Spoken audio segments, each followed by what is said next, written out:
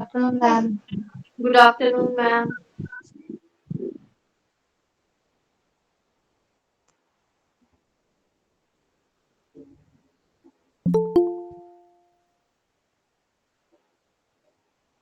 Hello. Hello, ma'am. Hello भैया। Hello. Hello, ma'am. Yes, am I audible to all of you? Yes, Yes, ma'am. ma'am. Yes, Yes, yes. ma'am, you're Yes, audible. ma'am. But the voice is very low. Just wait for a second. Okay, ma'am. आप ना ऊपर जी अगर आ जाना ए block में 294 किसी से पूछ लेना मां कामेश्वर मंदिर के पास वहां पे, ठीक है? ठीक ठीक okay thank you. Hello. Hello. Hello. Hello.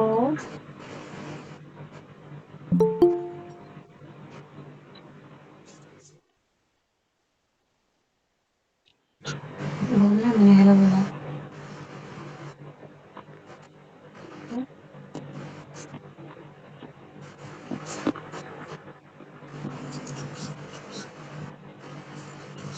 Hello. किसी ने नोट्स बनाया है क्या Hello. इंटरव्यू यूनिवर्सिटी से? Yes, ma'am. Hello. Hello. Hello, ma'am. Yes, ma'am. Yes, ma'am. Yes, ma'am.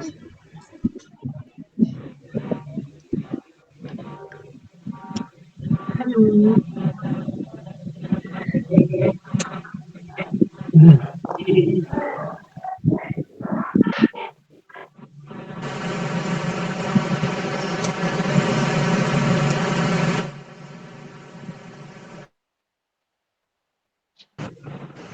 Hello ma'am, आपकी आवाज नहीं आ रही।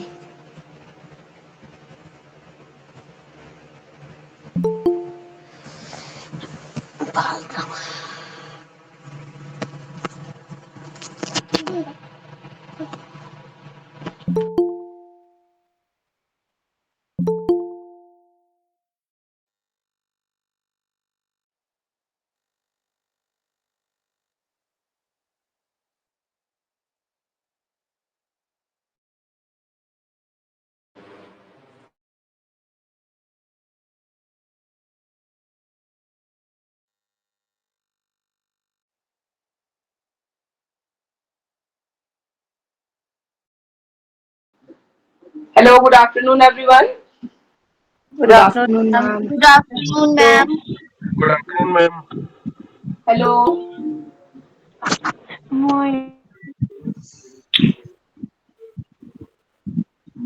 Hello. Hello ma'am.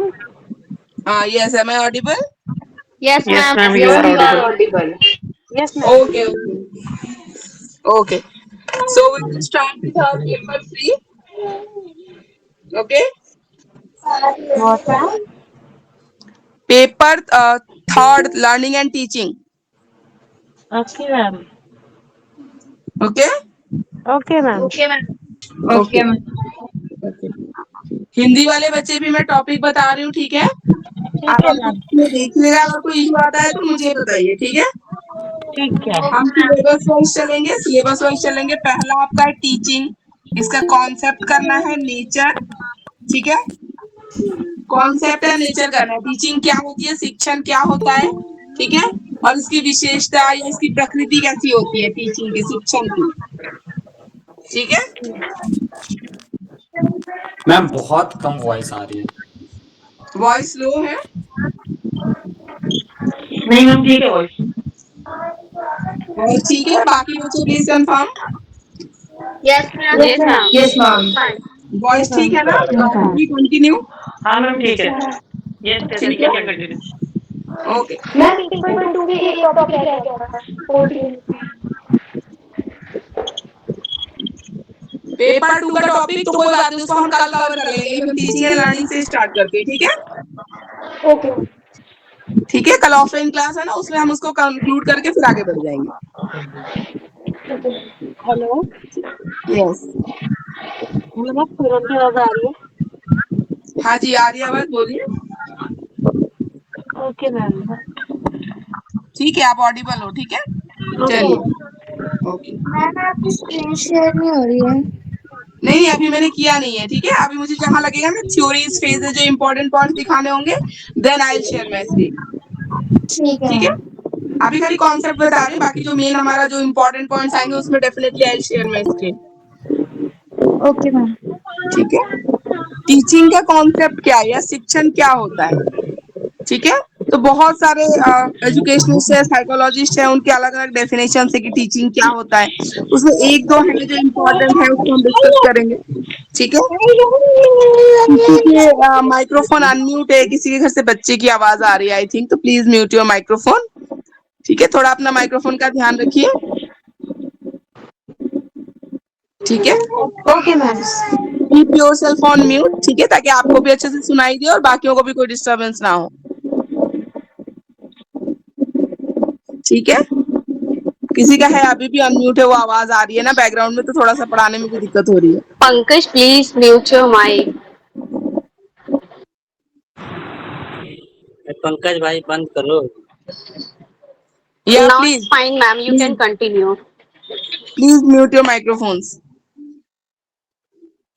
ठीक है। तो एक दो डेफिनेशन है, एक बीओ स्मिथ की है डेफिनेशन है, उसमें बोलते हैं teaching is a system of actions intended to produce learning. Teaching क्या होती है, टीचिंग में बहुत सारे एक्शंस होते हैं, एक सिस्टम ऑफ एक्शन होता है, इसमें टीचर टीच कर रहा है, ठीक है, बच्चे को फीडबैक प्रोवाइड कर रहा है, क्वेश्चंस पूछ रहा है, गाइड कर रहा है, ठीक है, तो बहुत सारा टेस्ट ले रहा है बच्चे का, ठीक है, फिर उसके हिसाब से उसकी रिमेडियल क्लास प्लान कर रहा है, बहुत सारा काम होता है, बहुत सारे एक्शंस होते हैं। तो सिस्टम ऑफ एक्शन है जो हम किस लिए कर रहे हैं, ताकि हम लर्निंग को प्रोड्यूस कर सके, ठीक है, लर्न करवा सके, बच्चे को कुछ सिखा सके, ठीक है। तो एक डेफिनेशन ये है जो वेल नोन है, एक्सेप्टेड है, जिसको हम बोलते हैं, ठीक है। और भी बहुत सारी डेफिनेशंस हैं, ठीक है, और भी बहुत सारी है, उसमें एक और ले लेते हैं हम। Teaching is a form of interpersonal influence aimed at changing the behaviour potential of another person. Teaching एक इंटरपर्सनल इन्फ्लुएंस है, टीचर क्या करता है, अपनी नॉलेज से, अपनी पर्सनालिटी से, अपने बिहेवियर से लर्नर को इन्फ्लुएंस करता है और उसके बिहेवियर में चेंज लाने की बात करता है। तो सबसे पहले जो बिहेवियरल चेंज की बात करते हैं वो हम करते हैं, ठीक है, वो हम करते हैं लर्निंग बिहेवियर। लर्निंग बिहेवियर मैंने आपको पहले ही बताया, लर्निंग बिहेवियर का मतलब होता है कि पहले कोई चीज बच्चे को नहीं आती है पर आपके पढ़ाने के बाद उसको आने लग गया, मतलब this is the change in learning behaviour, ठीक है। उसके बाद पर्सनालिटी डेवलपमेंट में उसके अदर साइड जो हम डेवलपमेंट के बोलते हैं, social development, moral development, physical development, तो बाकी सब चीजों में भी हम इफेक्ट डालते हैं, ठीक है। तो this is concept of teaching. Teaching होता क्या है, शिक्षण क्या होती है, ठीक है। तो ये था। इसके बाद आते हैं नेचर ऑफ टीचिंग, जो इंग्लिश की बुक में you will get on page number 5। Page number 5 पे बिल्कुल टॉप पे ही है nature of teaching. I share my screen, Hindi वाले बच्चे भी देखिए।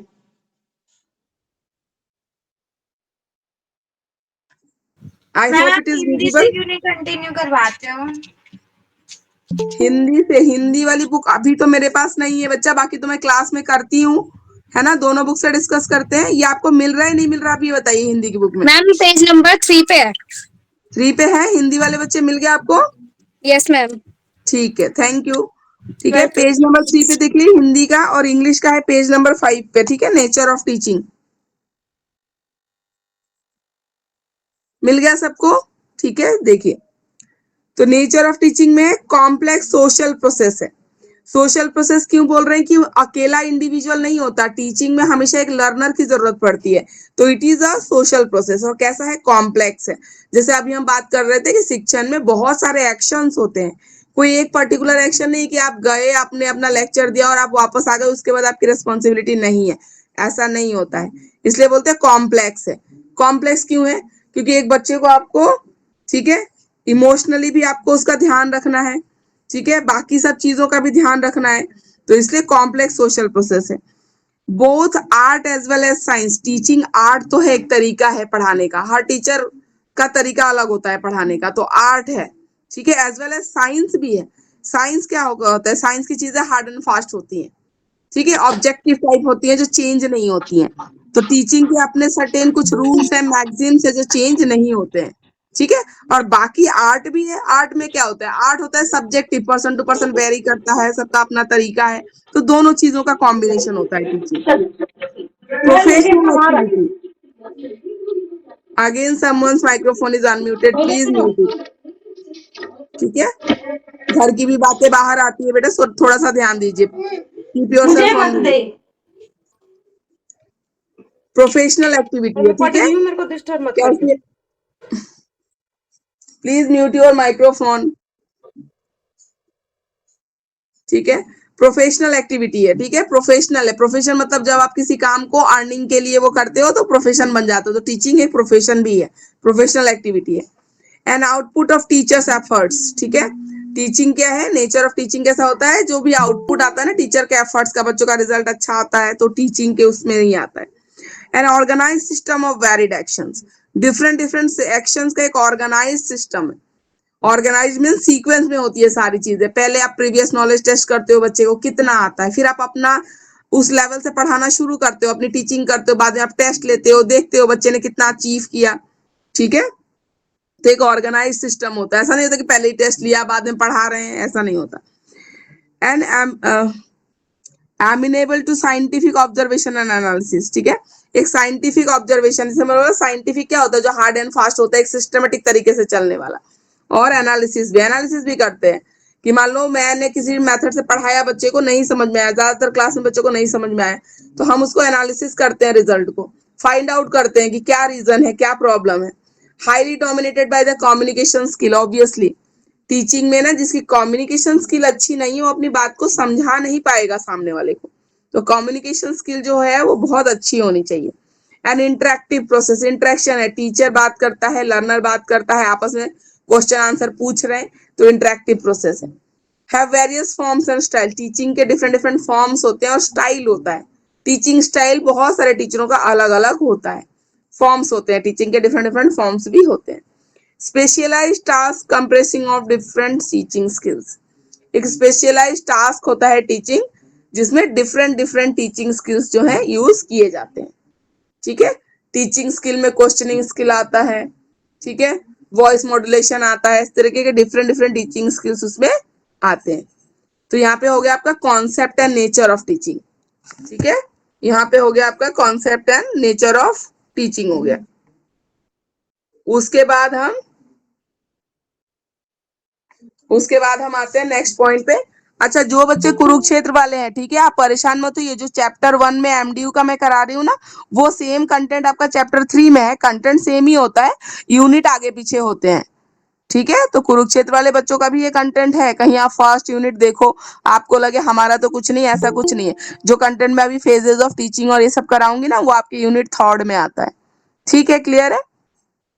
3 यूनिट में आएगा कुरुक्षेत्र वालों के, और इनके फर्स्ट यूनिट में, बाकी कंटेंट सेम है जो पढ़ाया जा रहा है।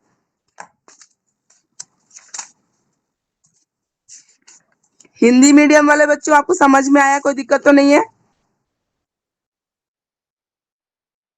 Hello, no ma'am. नहीं। ठीक है।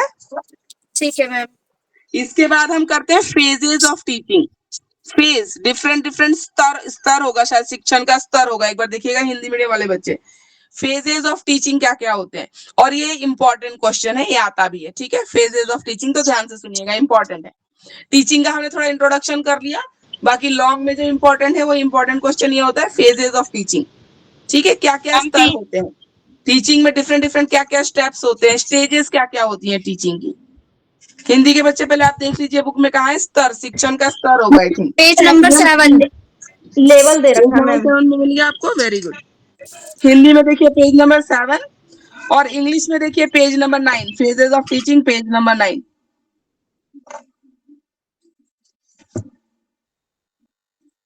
Page number 9।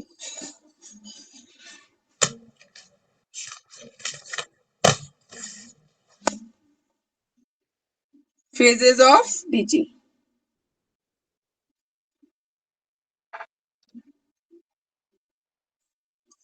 दिख रहा है आपको, स्क्रीन दिख रही है? Yes, ma'am. Yes, ma'am. ठीक है।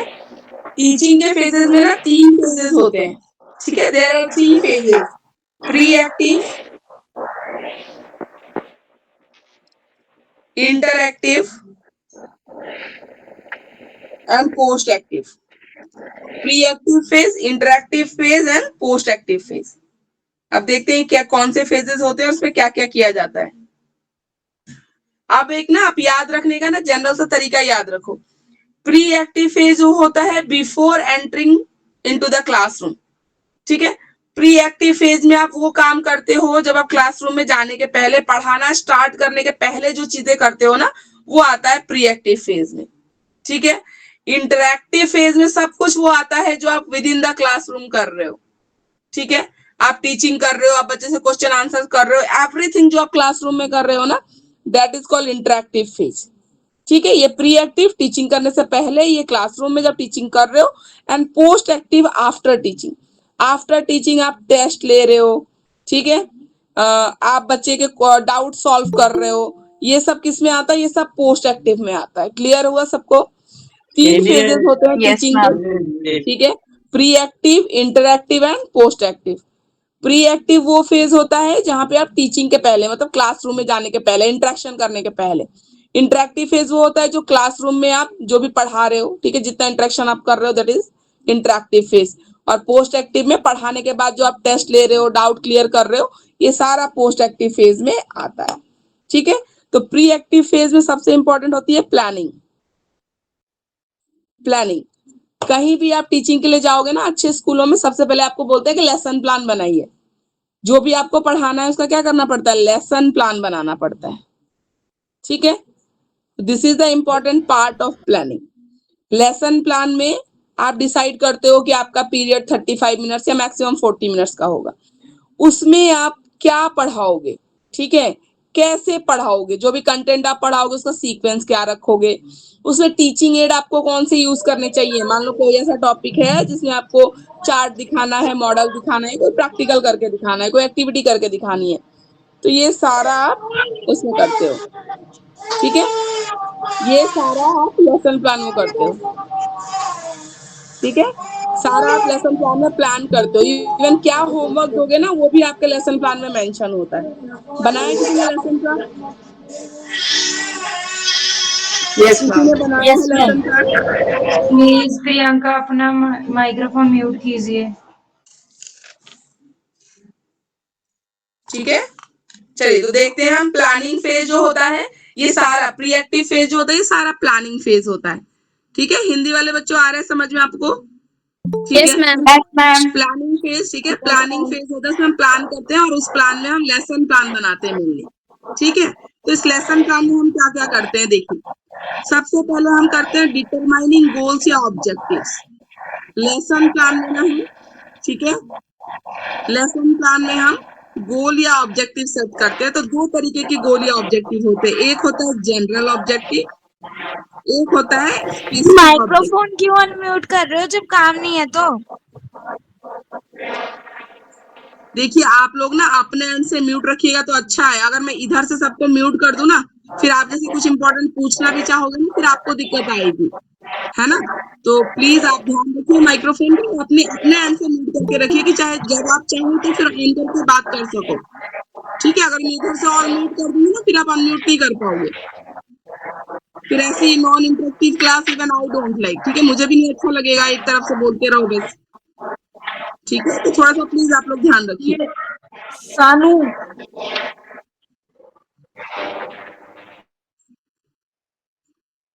ठीक है, तो ऑब्जेक्टिव डिसाइड करते हैं सबसे पहले। तो लेसन प्लान में हम जब बनाते हैं ना, हम 2 ऑब्जेक्टिव लिखते हैं, एक लिखते हैं जनरल ऑब्जेक्टिव, एक लिखते हैं specific objective.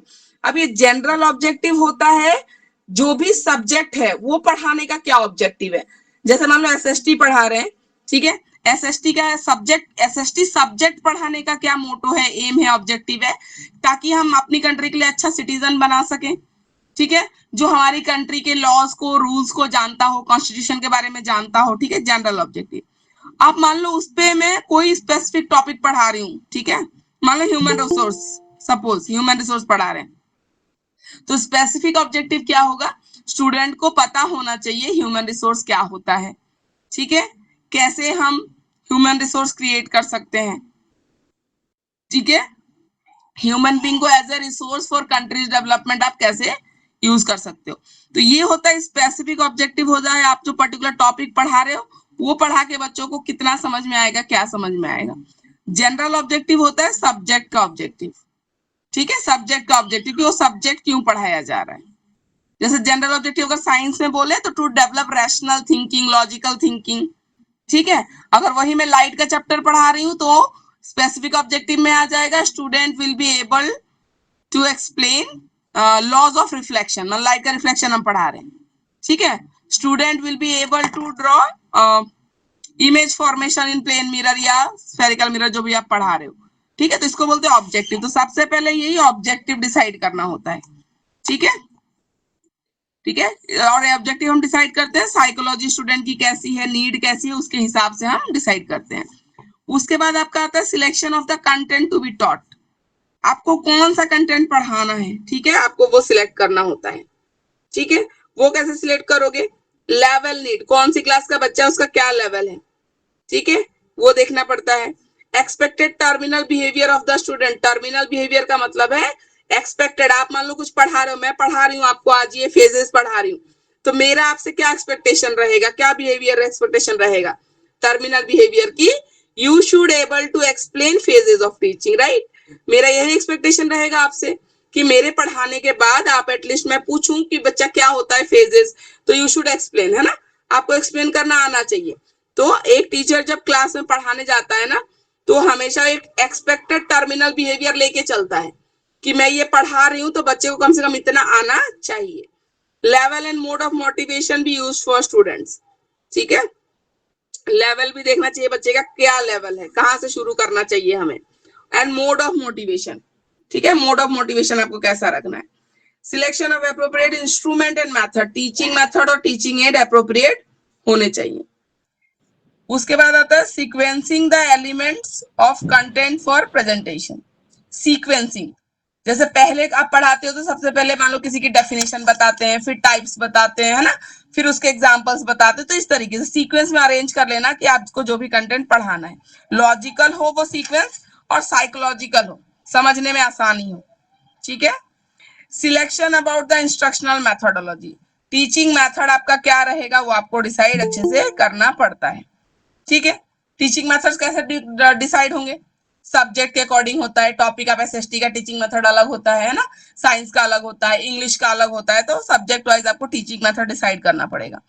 How and when of teaching strategies, ठीक है, हाउ एंड व्हेन, कौन सी टीचिंग स्ट्रेटजी यूज करनी है और कैसे यूज करनी है, कब यूज करनी है, ठीक है।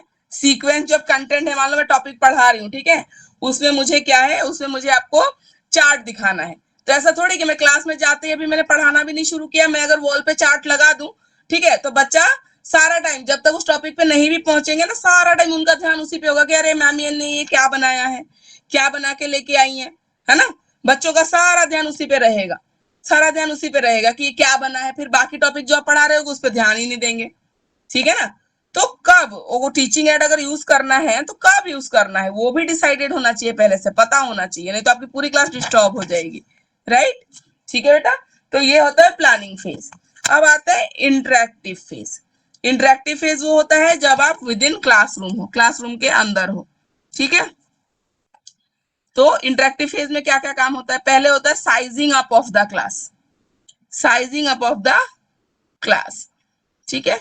Sizing up of the class का मतलब होता है जैसे कि मान लो बच्चा है, ठीक है, आप अपना पहले क्लासरूम मैनेजमेंट करते हो प्रॉपर। मान लो कोई स्पेक्स वाला बच्चा है, पीछे बैठा है, उसको आगे बिठाओ, आपको पता है कि दो फ्रेंड है आपस में साथ में बैठे हुए हैं, ठीक है, और साथ में बैठेंगे तो बात करेंगे, शोर मचाएंगे, तो आप क्या करोगे, उनकी ग्रुपिंग चेंज करोगे, ठीक है। बाकी सब कुछ अपना सेटअप कर लेना पहले, ताकि क्लास के बीच में कोई पढ़ाने में कोई डिस्टर्बेंस ना आए, ठीक है। तो ये होता है sizing up of the class. जो बच्चे शरारती हैं, ठीक है, उनकी सिटिंग अरेंजमेंट कैसे करनी है, ये सारी चीजें होती है साइजिंग अप में। उसके बाद नोइंग द लर्नर्स, ठीक है, knowing the learners, knowing the learners मतलब साइजिंग अप ऑफ क्लास के बाद में टीचर पूछता है बच्चे से, क्वेश्चन पूछता है, प्रीवियस नॉलेज टेस्ट करता है कि पहले से बच्चे को कितना आता है। मान लो मुझे पढ़ाना है, ठीक है, फ्रैक्शंस का मल्टीप्लिकेशन और डिवीजन पढ़ाना है सपोज। अब बच्चे को अगर फ्रैक्शन का प्लस माइनस ही नहीं आता होगा तो फिर आगे आप कैसे पढ़ाओगे? ये फ्रैक्शन ही नहीं पता होगा तो कैसे कराओगे? नहीं करा पाओगे ना। तो प्रीवियस नॉलेज देखना होता है, नोइंग द लर्नर्स, अपने लर्नर्स की नॉलेज को चेक करना, ठीक है। तो वर्बल इंटरेक्शन होता है, ठीक है। तो ऐसे इनिशिएशन एंड रेस्पॉन्स, टीचर सवाल पूछता है, ठीक है, लर्नर आंसर कर रहा है, तो इस तरीके से पता चलता है, लर्नर को जानने की कोशिश करते हैं, ठीक है, नोइंग द लर्नर। और डायग्नोस के बाद टीचर क्या करता है, ठीक है, क्वेश्चन पूछता है। और initiation and response, teacher question पूछता है तो स्टूडेंट आंसर करता है, ठीक है। Nature of verbal non verbal interaction के लिए टीचर कुछ एक्टिविटीज परफॉर्म करता है, जैसे selection and presentation of stimuli, feedback and reinforcement and deployment of strategies, ठीक है। Selection and presentation of stimuli होता है, ठीक है, वर्बल या नॉन वर्बल तरीके से ना टीचर एप्रोप्रिएट स्टिमुलस देने की कोशिश करता है, जैसे पूछता है या लिखने को देता है, ठीक है। वर्बल भी हो सकता है, नॉन वर्बल भी हो सकता है, जिससे बच्चा मोटिवेट हो, ठीक है, लर्निंग के लिए मोटिवेट हो। स्टिमुलस, जैसे मान लो मुझे कोई टॉपिक पढ़ाना है तो मैं उससे रिलेटेड कोई इंटरेस्टिंग स्टोरी सुना सकती हूँ बच्चों को, ठीक है। उससे रिलेटेड मैं कोई इंटरेस्टिंग स्टोरी सुना, मान लो कोई साइंस का कोई टॉपिक है तो साइंटिस्ट की कोई इंटरेस्टिंग कहानी है, वो मैं बता दूं ताकि बच्चा पहले से इंटरेस्टेड हो जाए टॉपिक में पढ़ने के लिए, ठीक है। फीडबैक एंड रीइंफोर्समेंट, ठीक है, फीडबैक, मान लो बच्चा गलत रेस्पॉन्स कर रहा है, गलत आंसर कर रहा है, सही आंसर कर रहा है, तो फीडबैक देना होता है उसको, फीडबैक देना एंड रीइंफोर्स करना। अब पॉजिटिव रीइंफोर्समेंट क्या होता है और नेगेटिव रीइंफोर्समेंट क्या होता है, ठीक है। पॉजिटिव रीइंफोर्समेंट होता है जब बच्चा सही करता है ना तो हम उसको मोटिवेट करते हैं कि वेरी गुड बेटा, कीप इट अप, ठीक है। नेगेटिव रीइंफोर्समेंट वो होता है जहां बच्चा गलत करता है ना वहीं पे उसको स्टॉप करना है, ठीक है, वहीं पे उसको स्टॉप करना है। और ऐसे बिल्कुल डांट के और नेगेटिवली नहीं करना होता है उनको, जैसे हम ये बोल सकते हैं बेटा आप इसको ऐसे बोलते तो ज्यादा अच्छा था, ठीक है, ऐसे पॉजिटिव तरीके से। तो रीइंफोर्समेंट को हम 3 पर्पसेस के लिए यूज करते हैं, रेस्पॉन्स को स्ट्रेंथन करने के लिए, ठीक है, कि बच्चे ने जो रेस्पॉन्स दिया है ना वो थोड़ा स्ट्रांग हो रीइंफोर्समेंट देने के बाद। चेंजिंग द रेस्पॉन्स, रेस्पॉन्स बदलने के लिए भी रीइंफोर्समेंट करते हैं हम, देते हैं। जैसे मैंने बोला हम ये बोलेंगे कि बेटा ये आंसर ना आप इस तरीके से देते तो ज्यादा अच्छा था, हम चेंजिंग द रेस्पॉन्स करने की कोशिश कर रहे हैं क्योंकि वो कहीं ना कहीं गलत था वो आंसर। मॉडिफाइंग और करेक्टिंग द रेस्पॉन्स, मॉडिफाई और करेक्ट करने के लिए भी हम इसका यूज करते हैं। उसके बाद आता है डिप्लॉयमेंट ऑफ स्ट्रेटजीज, ठीक है। अब टीचिंग जो स्ट्रेटजी है, ठीक है, उसको इंप्रेसिव बनाने के लिए हम उसको, अब हमने सारा सब कुछ किया, हमने लर्नर की प्रीवियस नॉलेज चेक कर ली, हमने प्लानिंग कर लिया, हमने सब कर लिया, अब जो स्ट्रेटजी बनाई है ना उसको डिप्लॉय करना है, ठीक है, उसको इंप्लीमेंट करना है, ठीक है। तो इसमें हम क्या करेंगे, प्रेजेंटेशन ऑफ सब्जेक्ट मैटर, आपने सब्जेक्ट मैटर को कैसे प्रिपेयर करेंगे, लेवल्स ऑफ लर्निंग देखनी है, ठीक है। लेवल ऑफ लर्निंग आपको क्या क्या रखनी है, लेवल ऑफ लर्निंग 3 होती है, ठीक है। एक होती है मेमोरी लेवल, एक होती है अंडरस्टैंडिंग लेवल और एक होती है रिफ्लेक्टिव लेवल। तो आपको किस लेवल पे करानी है बच्चों की लर्निंग वो आपको देखना पड़ेगा, ठीक है। लेवल और कंटेक्स्ट ऑफ लर्नर लेवल, बच्चों का लेवल भी देखना पड़ेगा, बैकग्राउंड क्या है, नीड्स क्या है, एटीट्यूड्स, कोऑपरेशन, ऑपोजिशन, कितने बच्चे हैं जो आपको लगता है कि आप अपना टीचिंग मेथड करोगे तो कोऑपरेट कर लेंगे उसके साथ, कितने बच्चे ऐसे हैं जो आपको लगता है कि नहीं इनके सर के ऊपर से चला जाएगा, ठीक है, they will not get this, ठीक है। तो ये हमें देखना पड़ता है ये सारा इंटरेक्टिव फेज में। अब देखो यहाँ पे operation at the interactive phase, ठीक है। जैसे टीचर है, टीचर परसेप्चुअल, परसेप्चुअल परसीव करना, डायग्नोस्टिक, एक होता है डायग्नोस्टिक मतलब किस चीज में बच्चों को प्रॉब्लम है पता लगाना, एंड अचीवमेंट चेक करना, ठीक है, पीडीए हम इसको बोलते हैं। स्टूडेंट में भी यही है क्योंकि टीचर इनका परसेप्शन बनाएगा, फिर डायग्नोस भी करेगा क्या प्रॉब्लम है और अचीवमेंट, ठीक है। तो ये है सारा इंटरेक्टिव फेज। मेजर ऑपरेशंस में परसेप्शन में क्या क्या आता है, ठीक है। परसेप्शन होता है सबसे पहले जब टीचर क्लासरूम में आ रहा है, ठीक है, तो सबसे पहले वो देखता है क्लास में, वही हमने बोला जो sizing up of the class, perception, perceive करता है कि आज क्लास में चल क्या रहा है। कभी कभी होता है देखना बारिश हो रही है या पिछला टीचर कुछ गेम खिला के चला गया, तो तुम अगली क्लास में जब आते हो ना, तो क्या होता है बच्चे उसी खेलने की गेम के मूड में रहते हैं, पढ़ना नहीं चाहते, बोलेंगे मैम मत पढ़ाओ ना, उन मैम ने भी नहीं पढ़ाया था। ठीक है, तो ऐसा थोड़ी होता, हो सकता है उनका सिलेबस कंप्लीट हो, आपका ना हो, तो फिर तो नहीं चलेगा ना। तो परसेप्शन, तो आप क्लास का मूड परसीव करना, बाकी चीजें आपको देखनी पड़ेंगी। ठीक है, बच्चों की एबिलिटी कैसा है, बिहेवियर अभी कैसा है, कितना कर पाएंगे। फिर आते हैं हम डायग्नोसिस। डायग्नोसिस में हमने बोला ना पता लगाना बच्चों के, ठीक है, उनकी एबिलिटीज में कुछ दिक्कत है, इंटरेस्ट में, एप्टीट्यूड में, तो उसका पता लगाना। और आते हैं रिएक्शन प्रोसेस। ठीक है,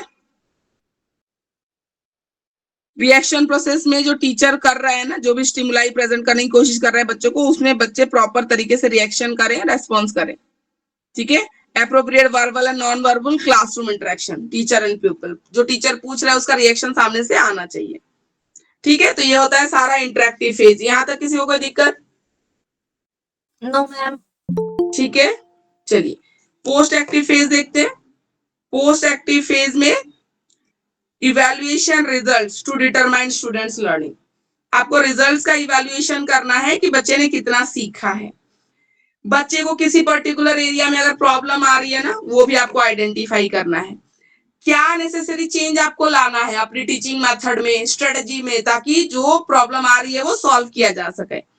टेस्ट ले रहे हो आप, क्विजेस करा रहे हो, ठीक है, स्टूडेंट का रिएक्शन क्वेश्चन को लेके कैसा है, कैसा कमेंट है, स्ट्रक्चर कैसा है, ये सब हमें देखना पड़ता है।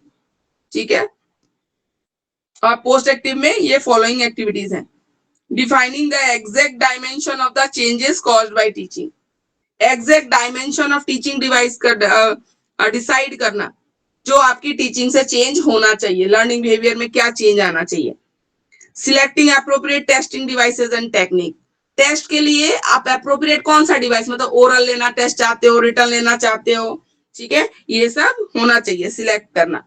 Techniques, changing the strategies in terms of evidence gathered. जो भी आपको एविडेंस मिला है, मतलब जो भी आपको रिजल्ट देखने को मिला है, ठीक है, उस बेसिस पे अपना उसको चेंज करना। ठीक है, उस बेसिस पे क्या करना है आपको, अगर स्ट्रेटजी चेंज करने की जरूरत लगे तो आपको चेंज भी करना है। मान लो लग रहा है कि नहीं रिजल्ट अच्छा नहीं आया, अगर मैंने टेस्ट लिया, मान लो 50 बच्चों की क्लास है, सॉरी 30 बच्चों की क्लास है, और उसमें मान लो कि 22 बच्चे कर रहे हैं, 8 बच्चे नहीं कर रहे हैं, या मान लो 15 का रेशियो आ गया आपके सामने कि 15 बच्चों ने तो अच्छा किया, 15 ने बहुत मतलब जो आपका एक्सपेक्टेड था वैसा परफॉर्मेंस नहीं रहा बच्चों का, तो आप क्या करोगे? आप ट्राई करोगे, आप अपनी टीचिंग स्ट्रेटजी को थोड़ा चेंज करो, मेथड को थोड़ा चेंज करो, कोशिश करोगे कि क्या मैं ओरली समझा रही थी, बच्चों को नहीं समझ में आया, तो should I show them any video, ठीक है, ऑन द सेम टॉपिक। क्या मैं उनको वीडियो दिखाऊं तो देख के उनको ज्यादा अच्छे से समझ में आएगा, या कोई एक्टिविटी कराऊं इससे रिलेटेड तो उनको ज्यादा समझ में आएगा। ठीक है, तो उस हिसाब से आप अपनी स्ट्रेटजी चेंज भी करते हो। तो ये सारी चीजें होती है पोस्ट एक्टिव फेज में होती है। ठीक है, पोस्ट एक्टिव फेज में ये सारी चीजें आपको करनी होती है। तो क्लियर हुआ सबको phases of teaching? Yes ma'am. Yes ma'am. ठीक है, हिंदी वाले बच्चों क्लियर है? Yes ma'am. Yes ma'am. I am drinking water, just give me a second.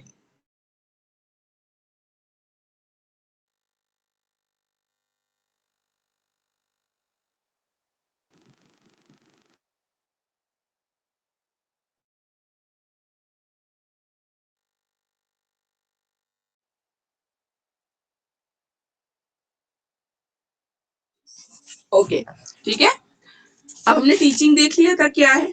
ठीक है, अब हमें देखना है कुछ डिफरेंसेस हमें पढ़नी है, इंपॉर्टेंट है। ठीक है, इंस्ट्रक्शन और टीचिंग में क्या डिफरेंस है, ट्रेनिंग और टीचिंग में क्या डिफरेंस है, and the new term for everyone, indoctrination. maybe someone have already heard this, but I am sure for maximum students it is a new term, indoctrination। Okay, indoctrination हम इसको बोलते हैं। हिंदी वाले बच्चों प्लीज देखिए इसका हिंदी में। ठीक है, इंस्ट्रक्शन तो निर्देश हो गया, ठीक है, ट्रेनिंग हो गई, और इंडोक्ट्राइनेशन, ये तीनों आप ढूंढिए, देखिए बुक में कहाँ है। टीचिंग से इसका डिफरेंस हमें पढ़ना है। मैम 14 पेज नंबर पे है। मिल गया तीनों में उसमें बेटा, हिंदी वाली बुक में तीनों चीजें हैं। यस मैम, तीनों है। तीनों है, वेरी गुड। ठीक है, तो हिंदी वाले के लिए 14 पेज नंबर पे है। बाकी हम इंग्लिश मीडियम के लिए आप देखोगे यहाँ पे है ट्रेनिंग मिल जाएगा आपको, characteristics of training on page number 17। English medium के सारे बच्चे पेज नंबर 17 पे देखिए, कैरेक्टरिस्टिक्स ऑफ ट्रेनिंग दे रखा है। टीचिंग तो हमने पढ़ा क्या होता है, ठीक है, तो ट्रेनिंग से ही शुरू करते हैं और वहां से डिफरेंशिएट कर पाएंगे हम कुछ कुछ पॉइंट से। ठीक है, मिल गया मैम सबको? हिंदी में 14 पेज नंबर पे तो मीनिंग ऑफ एजुकेशन है। मीनिंग ऑफ एजुकेशन, हाँ तो एजुकेशन और टीचिंग तो मतलब हम कर ही चुके हैं ना। आप यहाँ पे आ जाइए, ट्रेनिंग पे आ जाइए, फिर डिफरेंशिएट करेंगे हम दोनों को, टीचिंग और ट्रेनिंग को।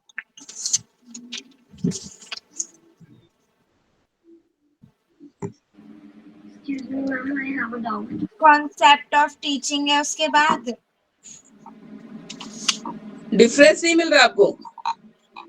जो आपने अभी पर्टिकुलर वर्ड बताया ना वो 21 पेज नंबर पे इंडोक्ट्रिनेशन करके कुछ। इंडोक्ट्राइनेशन, हाँ जी। हाँ वो और 21 ट्रेनिंग और क्या पेज होगा? ट्रेनिंग और इंस्ट्रक्शन का डिफरेंस, क्या मैम? ट्रेनिंग और टीचिंग का डिफरेंस, और इंस्ट्रक्शन और टीचिंग का डिफरेंस। ट्रेनिंग और इंस्ट्रक्शन 14 पे है और उसके बाद जो हाँ तो कोई बात नहीं, देखो अगर बॉक्स बना के प्रॉपर डिफरेंशिएशन नहीं भी दे रखा ना, तो अब आप लोग बड़े हो गए हो, तो डिफरेंशिएशन आपको पढ़ के फाइंड आउट करना होता है, ठीक है। कोई बात नहीं, आपको 14 जो पेज नंबर पे ट्रेनिंग दे रखा है ना, आप वो ओपन कर लीजिए पेज नंबर, और इंग्लिश वाले पेज नंबर 17 कर लीजिए, ठीक है। हिंदी वाले पेज नंबर 14 पे ट्रेनिंग देखिए। हाँ जी बोलिए। 14 पे नहीं है, एक है 19 पेज नंबर पे difference between education and training. अच्छा दे रखा है, क्वेश्चंस है। मैम पेज नंबर 18 पर ट्रेनिंग दिया हुआ है। दे रखा है ना, मतलब डिफरेंशिएट करके अच्छे से दे रखा है या खाली टॉपिक दे रखा है ट्रेनिंग का? ये हम खुद कर लेंगे, इसमें बॉक्स बना के नहीं दे रखा।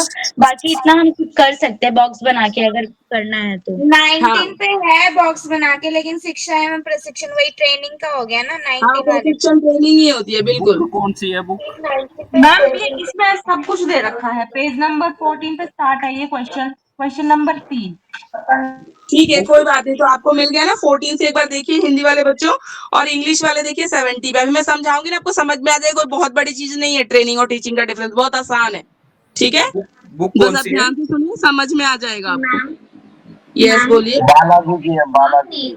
नेचर ऑफ टीचिंग के बाद हमने डायरेक्ट बुक बता फेजेस किया है, दीजिए। तो उसके जो बीच के टॉपिक्स है, जैसे general principles of teaching, psychological principles of नहीं टीचिंग, करना, नहीं करना, जो सिलेबस में है ना हमें बस उतना ही करना होता है। ठीक है मैम, ये फिर स्किप करना है। हाँ वो स्किप ही करना है। सिलेबस में आपका जितना था उतना हमने कर लिया, कॉन्सेप्ट कर लिया, नेचर कर लिया, फिर फेजेस सामने फेजेस कर लिया। ठीक है, तो जो टॉपिक आप समझा रही हैं सिर्फ वही सिलेबस में आएगा। हाँ जो हम समझा रही हूँ वो सिलेबस में नहीं आएगा, मतलब जो सिलेबस में है ना हम वही पढ़ रहे हैं, ठीक है। हाँ मैम, मैम बुक बता दीजिए एक बार। Thank you. बुक बालाजी की है, बालाजी की। आई थिंक सबको बालाजी की ही मिली हुई है। हाँ मैम कौन सी है, नाम बता दीजिए। टीचिंग एंड लर्निंग कर रहे हैं, थर्ड पेपर कर रहे हैं। आपने अभी ज्वाइन किया क्या? Yes ma'am. अच्छा, teaching and learning third paper कर रहे हैं, ओके थैंक यू मैम। ठीक है। अगर इंग्लिश मीडियम के हो आप तो पेज नंबर 17 पे देखिए, अगर हिंदी मीडियम है तो पेज नंबर 14 पे देखिए। हम टीचिंग और ट्रेनिंग का डिफरेंस पढ़ेंगे अभी।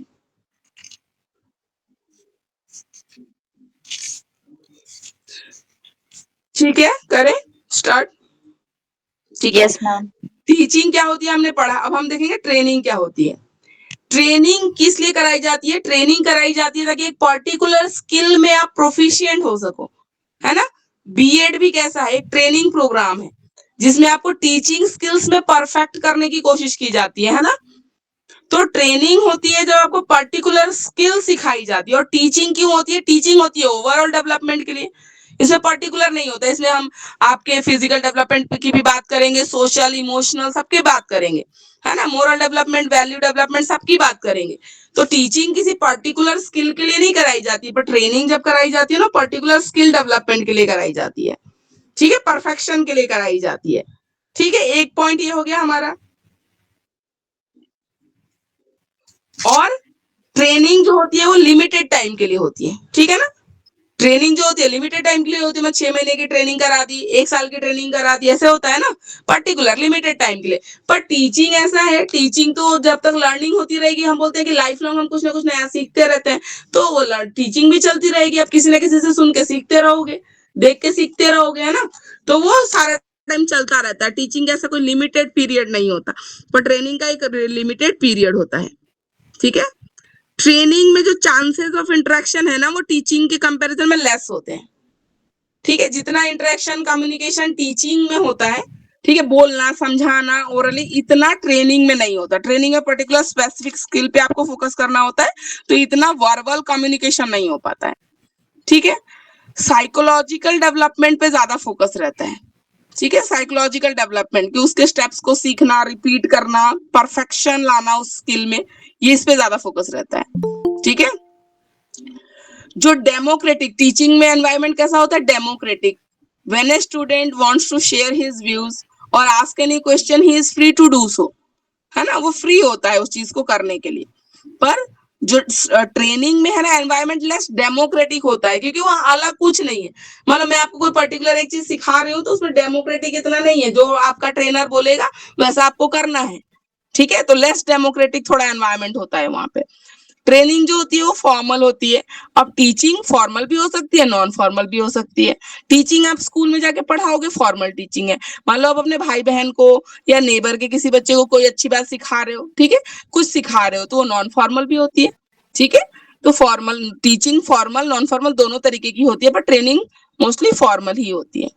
लिमिटेड ड्यूरेशन हम बोल ही चुके हैं, ठीक है। और कॉन्शियस एफर्ट है, कॉन्शियस एफर्ट तो खैर टीचिंग भी है, ठीक है। कॉन्शियस एफर्ट, आप पूरा कॉन्शियसली फॉलो करते हो जो स्टेप्स आपको बताए जा रहे हैं, जो स्किल्स को परफेक्शन के लिए, ठीक है। तो ये है टीचिंग और ट्रेनिंग में डिफरेंस, मेन डिफरेंसेस। उसके बाद आते हैं इंस्ट्रक्शन और टीचिंग में क्या डिफरेंस है, ठीक है। इंस्ट्रक्शन क्या होता है, इंस्ट्रक्शन होता है, ठीक है, कोई भी इंफॉर्मेशन पास ऑन करना, इंस्ट्रक्शन करना, बताना, ठीक है। तो ये एक आर्टिफिशियल और लिमिटेड एक्टिविटी है इंस्ट्रक्शन, ठीक है। जो टीचिंग का एक छोटा सा पार्ट है, टीचिंग एक बहुत बड़ा है, उसमें बहुत सारे एक्शंस होते हैं, जिसमें इंस्ट्रक्शन एक पार्ट है। जो टीचर पढ़ाता है, टीच करता है, साथ के साथ इंस्ट्रक्शन भी देता रहता है। Open your notebook, write this line, write this question, go there, bring that, ठीक है। तो इंस्ट्रक्शन, तो इंस्ट्रक्शंस टीचिंग का एक छोटा सा पार्ट है। तो इंस्ट्रक्शन एक जस्ट पार्ट है छोटा सा, टीचिंग एक बहुत बड़ा टर्म है, वाइड टर्म है। इंस्ट्रक्शन फैक्चुअल इंफॉर्मेशन पास करना होता है, ठीक है, और क्रिटिकल एनालिसिस ऑफ नॉलेज भी होता है। जब इंस्ट्रक्शन पास करते हो किसी को, कोई फैक्चुअल इंफॉर्मेशन पास करते हो, तो कभी कभी तो जो सुनते हो ऐसे ही पास कर देते हो, और कभी कभी थ्रू द रिसर्च आप देख के समझ के कि ये डेटा सही है नहीं है, बात सही है नहीं है, फिर आप पास ऑन करते हो, ठीक है। तो ऐसा भी होता है। इंस्ट्रक्शन में जो टीचर्स है वो इंस्ट्रक्टर की तरह काम करते हैं। हाँ, जब इंस्ट्रक्शन दे रहा होता है तो ही इज द इंस्ट्रक्टर ओनली, बाकी टाइम जब समझा रहा है, एक्सप्लेन कर रहा है, तो ही इज द टीचर, पर इंस्ट्रक्शन के लिए instructor only. Readymade doses of knowledge जो है वो लर्नर को दी जाती है, ठीक है। रेडीमेड डोजेज मतलब इंस्ट्रक्शन में पता है, ठीक है, कि पर्टिकुलर लिमिटेड कुछ चीजें हैं जो लर्नर को आज मुझे सिखानी है, इंस्ट्रक्शन देना है। मान लो कोई मीटिंग है, कोई फुटबॉल मैच है, कोई क्विज कंपटीशन है, उसके रिगार्डिंग मुझे इंस्ट्रक्शन देनी है बच्चों को कि आपको स्कूल में यू हैव टू, ठीक है, कम by 8 o'clock, wear neat and clean uniform, proper uniform, ठीक है, read these books to prepare for the quiz, ऐसे इस तरीके के इंस्ट्रक्शन आ रहा है बेटा आपको समझ में, ठीक है। इंस्ट्रक्शन, तो टीचर इसमें इंस्ट्रक्टर होता है, और readymade doses of knowledge fix होती है इंस्ट्रक्शन, चीज को लेके, एक्टिविटी को लेके। एनवायरमेंट डेमोक्रेटिक नहीं होता इंस्ट्रक्शन में। अगर मैं बोल रही हूँ कि नोट इट डाउन, मतलब नोट इट डाउन, उसमें तुम्हारे पास ऑप्शन नहीं है कि नहीं मैं सुन के काम चला लूं, नहीं, ऐसा नहीं होता, तो डेमोक्रेटिक नहीं होता। इंस्ट्रक्शन फॉर्मली होता है, ठीक है, और लिमिटेड ड्यूरेशन के लिए होता है। इंस्ट्रक्शन को कोई बात आप बोलते हो, किसी को इंस्ट्रक्शन देते हो, फिर खत्म हो जाती है। और कॉन्शियस एफर्ट तो सब कुछ ही है, देखो टीचिंग भी है, इंस्ट्रक्शन भी है, सब है। उसके बाद आते हैं इंडोक्ट्राइनेशन। किसी को पता है इंडोक्ट्राइनेशन के बारे में? Anybody heard about इंडोक्ट्राइनेशन?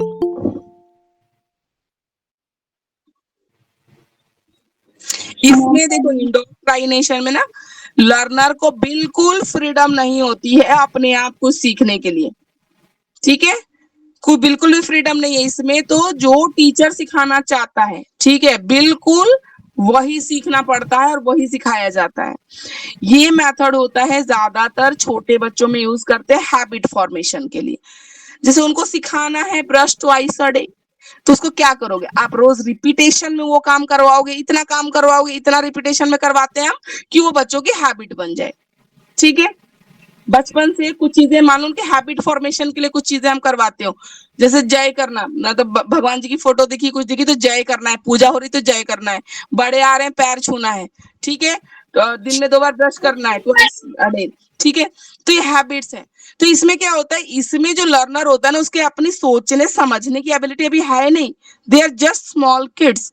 वो क्या करते हैं, जो आप बताते हो वो सुनते हैं समझते हैं, आप बता देते हो कि ये अच्छा होता है बेटा ऐसा करना चाहिए, ठीक है। उनके लॉजिकल रीजनिंग थिंकिंग अभी नहीं है कि ब्रश ट्वाइस अ डे से क्या फायदा हो रहा है, आप ये सिंपली बता सकते हो कि जर्म्स मर जाएंगे, ठीक है। ये इतने डेप्थ में वो रिचुअल्स नहीं जानना चाहते हैं, ठीक है ना, वो उनको समझ में आएगा इतना, ठीक है। तो ये होता है उनके हैबिट फॉर्मेशन के लिए, इसके लिए यूज किया जाता है। दूसरा एक एग्जांपल होता है, जो ये टेररिस्ट होते हैं ना, टेररिस्ट होते हैं, इनकी जो ब्रेन वॉश किया जाता है, ठीक है, इनको ब्रेन वॉश किया जाता है, मतलब सोचो कितनी उसकी थिंकिंग खत्म हो जाती है, तब जाके कोई पर्सन अपने बॉडी पे, ठीक है, बॉम्ब को बांध के and he is ready to, ठीक है, गिव अप हिज लाइफ, ठीक है, वो मरने को तैयार है। कितना ब्रेन वॉश किया गया होगा किसी को, कितना ब्रेन वॉश किया गया होगा, कितना उसको समझाया जाता है। तो इसमें क्या करता है, सामने वाला जो बिलीफ है, मान लो मेरा बिलीफ है, ठीक है, मेरा बिलीफ है, तो मैं क्या करती हूँ, मैं ट्रेनिंग देती हूँ सामने के लोगों को, ठीक है, और अपने बिलीफ को तुम पे सुपर इम्पोज करने की, तुम पे डालने की कोशिश करूंगी कि जैसा मैं सोचती हूँ ना तुम लोग भी वैसा ही सोचना शुरू कर दो। इतना बोलेंगे कि एक टाइम पे तुम, ठीक है, तुमको लगेगा कि हाँ सामने वाला ठीक ही बोल रहा है, सही बोलता है। ये जो केरला स्टोरी मूवी आई थी, देखा था तुम लोगों ने, उस गर्ल ने कैसे मतलब बोल के ऐसी सिचुएशन क्रिएट कर दी कि इनकी अपनी सोचने समझने की जो पूरी कैपेसिटी है वो पूरी खत्म हो गई थी। That is called indoctrination. देखा है मूवी आप लोगों ने, केरला स्टोरी देखी है? Yes ma'am. ठीक है, उसमें देखा था ना वो गर्ल कैसे इनको करती है, तो उसको इंडोक्ट्राइन करना ही बोलते हैं, कि इनकी जो बिलीफ है बचपन से जो इन्होंने सीखा था वो सब भूल गए, इतना ज्यादा उनको वो किया गया, ठीक है, इनकी अपनी सोचने समझने की जो थिंकिंग हो बिल्कुल ऐसे सिचुएशन क्रिएट किए गए, इतना बोला गया, तो दैट इज कॉल्ड इंडोक्ट्राइनेशन, ठीक है, इंडोक्ट्राइनेशन। तो इंडोक्ट्राइनेशन का टाइम पीरियड फिक्स होता है, ठीक है, आप बच्चों को समझा रहे हो, ठीक है, रोज थोड़ा टाइम समझा दिया, या जो टेररिस्ट ग्रुप बना रहे हैं उनका ट्रेनिंग का टाइम होता है, ठीक है, और फॉर्मल तरीके से ही किया जाता है, समझाया जाता है। स्कोप इसका लिमिटेड है, नैरो स्कोप लिमिटेड क्यों है, क्योंकि इंडोक्ट्राइनेशन से बस आप 2-4 चीजें जो बनाना चाहते हो हैबिट वही बना पाओगे, उसमें आप 10 चीजें सिखा नहीं सकते, स्कोप इतना नहीं होता है, मतलब पर्टिकुलर एक ही किसी चीज को टारगेट लेके आपको चलना है कि मुझे ये करना है, तो आप इंडोक्ट्राइनेशन का यूज करिए, ठीक है, अदरवाइज आप बहुत चीजें एक साथ इंडोक्ट्राइनेशन में नहीं सिखा सकते। एटमॉस्फेयर आर्टिफिशियल होता है, डोमिनेटेड बाय अथॉरिटी होता है, ठीक है, डोमिनेटेड बाय अथॉरिटी, वो अथॉरिटी टीचर हो, ठीक है, कोई रिलीजियस गुरु हो, कोई भी हो, तो वो डोमिनेट होते हैं, वो ऐसे अपने थिंकिंग को, बिलीफ को आपके सामने रखेंगे ना कि यू कांट डिनाई, आपको लगेगा नहीं बहुत अच्छा है, सही बोल रहा है। इसमें हम लोगों की बिलीफ को चेंज कर देते हैं, ठीक है, एटीट्यूड को चेंज कर देते हैं, और उनके वैल्यूज को तक हम चेंज कर देते हैं। पहले अगर मुझे लगता था ना कि this is not right, I should not do this, तो इंडोक्ट्राइन जब आप हो जाते हो ना, आप किसी के इन्फ्लुएंस में आ जाते हो बहुत ज्यादा, तो you are ready to do anything which previously you think that was not right, ठीक है, आप कुछ भी करने को तैयार हो जाते हो जो आपको पहले लगता होगा कि नहीं ये गलत है, पर आज आप करने को तैयार हो, because you totally believe on others belief, उसके बिलीफ पे आपको भरोसा हो जाता है। Indoctrination is dogma centred, dogma centred term का मतलब होता है जो मतलब सालों से सच मान के हम जिस चीज को चल रहे हैं ना उसी को आगे बढ़ाते हैं, तो डॉगमा सेंटर्ड होता है, थॉट सेंटर्ड होता है, और टीचर सेंटर्ड जो अथॉरिटी सेंटर्ड बोला एक ही बात है। लेक्चर मेथड एम्फसाइज किया जाता है इंडोक्ट्राइनेशन में। ये क्या करते हैं, ये भाषण देते हैं, बोलते रहते हैं कि हमारे में ये अच्छा है, आप ये करो, इससे आपको जो भी है, ठीक है, वो लोग बोलते हैं जन्नत मिलेगी, या जो भी है, जो गलत चीज सिखा रहे हैं लोगों को, ठीक है। करिकुलम है ये बिलीफ, आइडिया, डॉगमा, ठीक है, इन पे ही फोकस करता है। प्रोफेशनल टीचर्स इम्पार्ट नॉलेज, ठीक है। इंडोक्ट्राइनेशन है प्रोफेशनल टीचर, जो छोटे बच्चों के भी टीचर्स होते हैं ना, प्रोफेशनल है, वो सालों साल छोटे बच्चों में हैबिट फॉर्मेशन करना, गुड हैबिट्स डालना, ठीक है, गुड मॉर्निंग विश करना है, ये कोई भी चीज है जो नर्सरी वर्सरी के बच्चों को अच्छी अच्छी हैबिट्स सिखाई जाती हैं, डिसिप्लिन सिखाया जाता है, तो वो टीचर्स होती हैं जो फर्स्ट तो प्रोफेशनल होती है, ठीक है, सालों से वो इसमें है। No freedom of the child to learn by, तो हमने बोला कोई भी अगर बच्चा है या जो डेवोटीज हैं, जो ये इंडोक्ट्राइन हो जा रहे हैं, ठीक है, रिलीजन के नाम पे, तो इसमें किसी को भी अपने आप को सीखने की फ्रीडम नहीं है, जो हम सिखा रहे हैं वो सच है, वही आप सुनिए, ठीक है।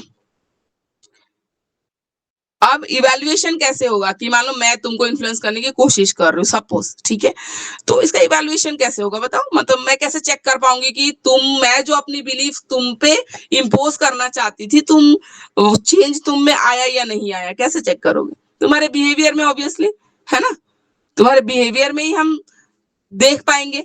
अगर मान लो मेरी बिलीफ को तुम फॉलो करने लग गई हो, तो मुझे तुम्हारे बिहेवियर में बिल्कुल ऑब्जर्वेबल होगा, है ना, मैं बिल्कुल देख पाऊंगी कि अच्छा तुम भी बिलीव करने लगी हो और तुम भी उस चीज को फॉलो करते हो, ठीक है।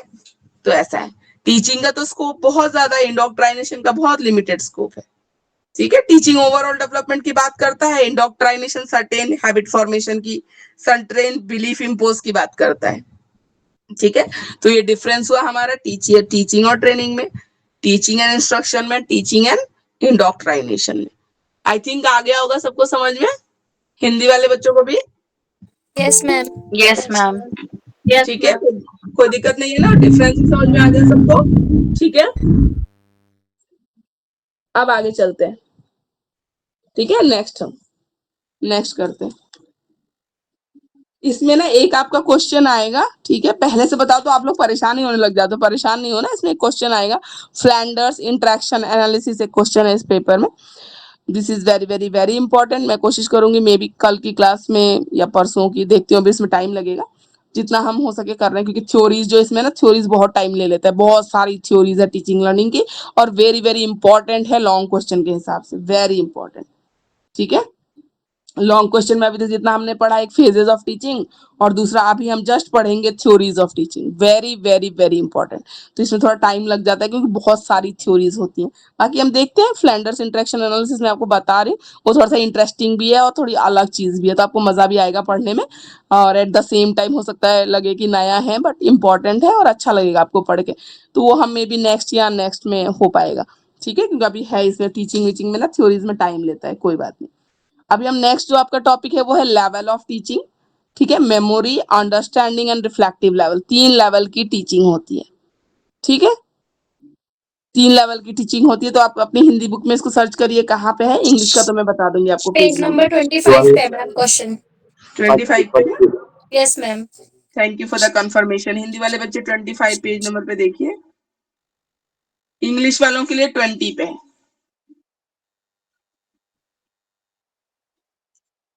अच्छा, स्क्रीन शेयर नहीं करो कोई दिक्कत तो नहीं है, सबने अपनी बुक ओपन कर रखी है, पेज नंबर 20?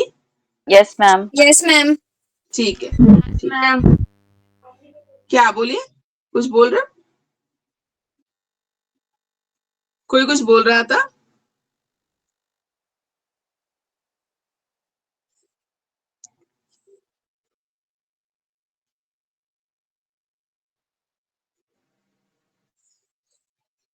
ठीक है, चलिए अब देखते हैं लेवल्स ऑफ टीचिंग क्या होती है, ठीक है।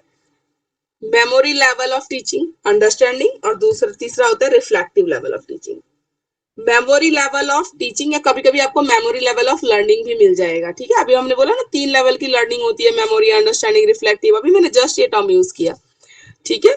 तो मेमोरी लेवल टीचिंग लर्निंग बोल लो, या मेमोरी लेवल की टीचिंग बोल लो, मेमोरी लेवल की लर्निंग बोलो, क्योंकि टीचिंग होगी ना तभी जाके लर्निंग होती है ना, अकेले तो होएगा ही नहीं, मतलब ही नहीं है।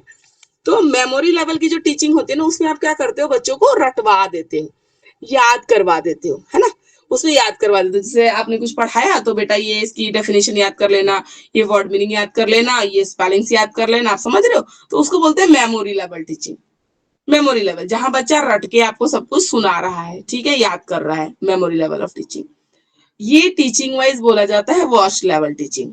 अगर सिर्फ आप यही कर रहे हो तो वर्स्ट लेवल टीचिंग, कि आप समझाते नहीं हो, आप रटवा देते हो बच्चों को सारे टॉपिक्स, तो ये वर्स्ट लेवल ऑफ टीचिंग है।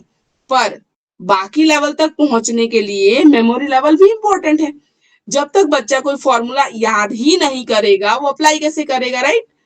जब तक कोई डेफिनेशन उसको आती नहीं होगी तो वो टाइप्स क्या याद करेगा, ठीक है ना? जब उसको यही नहीं पता व्हाट इज नाउन, तो how will he explain types of noun, how will he give the examples of different types of noun, right? ठीक है, तो मेमोरी लेवल एक लेवल तक जरूरी है, कुछ चीजें याद करवानी पड़ती हैं, बच्चे को याद रहनी चाहिए, ठीक है? याद रहेंगी तभी जाके वो आगे के लेवल पे पहुंचेगा, सेकंड लेवल पे। लेकिन अगर एक टीचर सिर्फ रोट लर्निंग पे फोकस कर रहा है तो that is the worst level of teaching and that is called memory level of teaching, ठीक है? बाकी बेनिफिट्स भी हैं जो मैंने आपको बताए। तो अब देखते हैं memory level of teaching learning के कुछ कैरेक्टरिस्टिक्स क्या होते हैं। पेज नंबर 20 इंग्लिश और हिंदी, पेज नंबर 25। तो मेन ऑब्जेक्टिव होता है, ठीक है, फैक्चुअल इंफॉर्मेशन गैदर करना, रिकॉल करना, ठीक है? लर्न मटेरियल जो सीख रखा है हमने उसको रिकॉग्नाइज करना, पहचाना, मतलब मैंने कहीं याद किया है और मुझे वो टॉपिक फिर से कहीं सुनने को मिला तो मैं रिकॉग्नाइज करूंगी, अच्छा अच्छा ये चीज मुझे आती है ना? ये इंडोक्ट्राइनेशन में से जैसे ही टर्म बोला होगा, जिन्होंने कभी सुना होगा उनको लगा होगा okay okay I have heard the term before, है ना? आपको लगा होगा कि अरे मैंने तो ये सुन रखा है, मैंने ये पढ़ रखा है ना? तो मेमोरी भी तो जरूरी है ना, रिकॉग्नाइज करना, पहले से लर्न मटेरियल को रिकॉग्नाइज करना, याद करना किसी चीज को। तो लर्न मटेरियल को याद करने के लिए लॉन्गेस्ट टाइम के लिए हमें मेमोरी लेवल की टीचिंग चाहिए होती है। सब्जेक्ट मैटर, ठीक है, स्ट्रक्चर्ड होता है, ऑर्गेनाइज्ड होता है, ठीक है, रोट लर्निंग को फैसिलिटेट करने वाला। तो रिटेंशन, आराम से याद हो जाए। तो आप ऐसे प्रेजेंट करो कि जो चीज आपको याद करवाने वाली लगती है वो अच्छे से बच्चा याद कर ले, आराम से याद कर ले। टीचर्स, ठीक है, इस लेवल की जो टीचिंग होती है उसमें डोमिनेंट रोल रखते हैं, ठीक है, डायरेक्शन देते हैं बच्चों को, इंस्ट्रक्शन देते हैं, कंट्रोल करते हैं और इवैल्यूएट करते हैं। इसमें मोस्टली रोल टीचर का है क्योंकि रोट लर्निंग है। मेमोरी लेवल, अगर सिर्फ मेमोरी लेवल चल रही है तो सारा रोल टीचर का, टीचर ही आंसर लिखवाएगा, टीचर ही याद करवाएगा, टीचर ही सुनेगा, ठीक है? तो ऐसा रहे। Learner remains quite passive in the memory. तो मेमोरी में जब ये रट के ही करना है, कोई इंटरेक्शन है ही नहीं, तो ऑब्वियसली लर्नर जो है क्या कैसा हो गया, पैसिव हो गया, ठीक है? मेथड भी जितने आप इसमें लेवल पे यूज करोगे सारे टीचर सेंटर्ड होंगे, सब्जेक्ट सेंटर्ड होंगे, पूरा टॉपिक पे फोकस होगा, ठीक है? और पूरा अनसाइकोलॉजिकल है, पूरा जो प्रोसेस है वो अनसाइकोलॉजिकल। इसमें कहीं भी आपने बच्चे के बारे में कुछ सोचा ही नहीं कि कुछ एक्टिविटी करा दूं, कुछ इंटरेस्ट दिला दूं, बच्चे को कैसे हम अच्छे से कराएं ताकि वो थोड़ा सा इंटरेस्ट लेके सीख जाता। कोई लेना देना नहीं, आपने सोचा ही नहीं। आपका है कि मुझे ये पढ़ाना है, मैं रटवा दूं ताकि कल को प्रिंसिपल आए मेरी क्लास में, कोऑर्डिनेटर आए मेरी क्लास में, तो अगर वो पूछ रहा है व्हाट इज नाउन, तो all the class will be able to give answer so that they are not going to raise a single question on you, right? ठीक है, तो ये होता है, but this is very unpsychological। हाँ, कहीं कहीं तक है, मैंने बोला कहीं तो नीडेड है चीजें, मेमोराइज करानी पड़ती है चीजें, पर अगर सिर्फ यही चल रहा है ना तो this is the worst level. और इवैल्यूएशन के इसमें oral test, objective test, recall type test, यही सब लिए जाते हैं, ठीक है? तो ये मेमोरी लेवल टीचिंग है जो कि आप कभी प्रेफर मत करना, ठीक है? नहीं करना है, ऐसी टीचिंग नहीं करनी है, ठीक है? मेमोराइजेशन जरूरी होती है, थोड़ा बहुत जहां जरूरी आप याद करवाइए, बाकी पूरा ये मेथड चल नहीं सकता, ठीक है? आगे हम चलते हैं understanding level of teaching. Understanding वो होती है जहां आपने पढ़ाया ना तो बच्चे को समझ में आता है, रटने की जरूरत नहीं, मतलब समझ के याद हो जाता है उसको, ठीक है? That is called understanding level of teaching. इसका मेन ऑब्जेक्टिव होता है, ठीक है, जो भी हमने फैक्ट सीखे हैं ना उसको हम रिलेट कर पा रहे हैं कि नहीं कर पा रहे, ठीक है? जो रिक्वायर्ड फैक्ट्स है उसकी मीनिंग समझ में आ रही है नहीं आ रही है, हम जनरलाइज कर पा रहे हैं कि नहीं कर पा रहे हैं चीजों को, ठीक है? तो अंडरस्टैंडिंग, अगर आप समझोगे तो आप रिलेट कर पाओगे कि अच्छा मैम लास्ट क्लास में ना हमने रिफ्लेक्शन पढ़ा था, इस क्लास में हम रिफ्रैक्शन ऑफ लाइट पढ़ रहे हैं, तो रिलेट कर पाएंगे, दीज आर फेनोमेनास ऑफ लाइट, ठीक है? तो रिलेट कर पाएंगे कि पीछे रिफ्लेक्शन से रिफ्रैक्शन अलग कैसे है, कैसे सेम है, ठीक है, क्या फर्क है, तो ये सब रिलेट कर पाएंगे। तो अंडरस्टैंडिंग लेवल। सब्जेक्ट मैटर है, पूरा प्लान होता है, ऑर्गेनाइज्ड होता है, प्रेजेंट इस तरीके से किया जाता है कि मीनिंगफुल लर्निंग हो इसमें। ये अच्छा ठीक ठाक है, ये लेवल ये खराब नहीं होता, इसमें जो आप पढ़ा रहे हो ना एटलीस्ट बच्चा समझ रहा होता है, ठीक है? मेमोरी लेवल की तरह, ठीक है, इसमें भी जो है टीचर डोमिनेंट और ऑथोरिटेरियन रोल रखता है, ठीक है? और एडिशनल रेस्पॉन्सिबिलिटी होती है सब्जेक्ट मैटर समझाने की भी, उसमें तो खाली रटवा रहे थे, ठीक है? इसमें तो आपको समझाना भी है, तो टीचर का बर्डन भी ज्यादा है, काम भी ज्यादा है और रोल भी ज्यादा है। लर्नर्स में एक्टिवली पार्टिसिपेट करता है, ठीक है, और जनरलाइज करता है या डिफरेंशिएट कर पाता है चीजों को, तो इसमें एक्टिव लर्नर, इसमें कोई पैसिव लर्नर नहीं होता। तो ये मेथड मिला जुला के ठीक होता है, ठीक है, इसमें आप कोई दिक्कत है नहीं, ये आप कर सकते हो, ठीक है, ऐसा कुछ नहीं। लर्नर एक्टिवली पार्टिसिपेट करता है। मेथड्स अप्लाई जो आप करते हो, इंडक्टिव डिडक्टिव करते हो। इंडक्टिव डिडक्टिव याद है मेथड?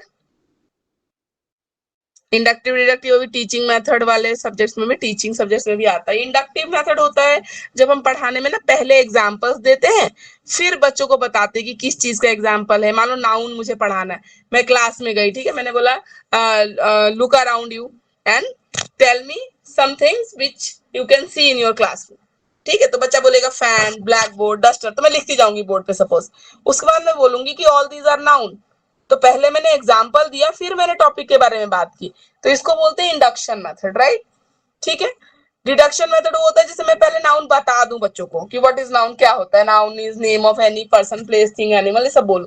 फिर मैं बोलूं कि look around you and tell me some names या नाउन्स, ठीक है, फ्रॉम योर क्लासरूम, अपने क्लासरूम में देखो और आप उसका नाम बताओ, ठीक है।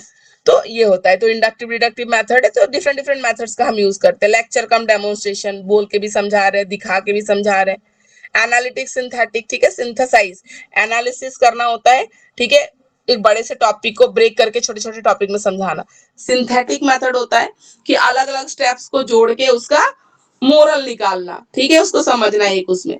नरेशन कम क्वेश्चन आंसर मेथड, आप एक्सप्लेन भी कर रहे हो, साथ के साथ क्वेश्चन आंसर भी पूछ रहे हो।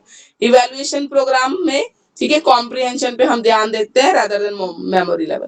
प्रैक्टिकल एग्जामिनेशन हो गया, ओरल हो गया, रिटर्न हो गया, ये सब लिया जाता है, ठीक है। तो अंडरस्टैंडिंग लेवल कोई खराब लेवल नहीं होता है, ठीक है, सही लेवल होता है। और ज्यादातर जो टीचर्स बोलोगे ना, वो अंडरस्टैंडिंग लेवल पे ही ज्यादा फोकस करते हैं। रिफ्लेक्टिव लेवल टीचिंग मतलब अगर आप जा पाओ ना तो बहुत बेस्ट है। रिफ्लेक्टिव लेवल में क्या होता है, आप जो चीज समझाते हो ना, वो बच्चा अप्लाई भी कर पा रहा है, अपनी नॉलेज को अप्लाई करके, ठीक है, वो प्रॉब्लम सॉल्विंग एबिलिटी उसमें आ जाती है, वो नॉलेज को अप्लाई करके उससे रिलेटेड कुछ और भी सॉल्व कर पाता है, ठीक है। मान लो मैंने आपको इससे पढ़ाया और आपका अगर एक क्वेश्चन आ जाता है, मान लो सब्जेक्टिव आ जाता है, आपको ओपिनियन, मैंने खाली ये इतना बताया आपको कि मेमोरी है, अंडरस्टैंडिंग है, रिफ्लेक्टिव लेवल है, मैंने आपको समझा दिया। अब आपसे कोई क्वेश्चन पूछता है कि among memory, understanding and reflective level of teaching which level is best according to you, explain, ठीक है।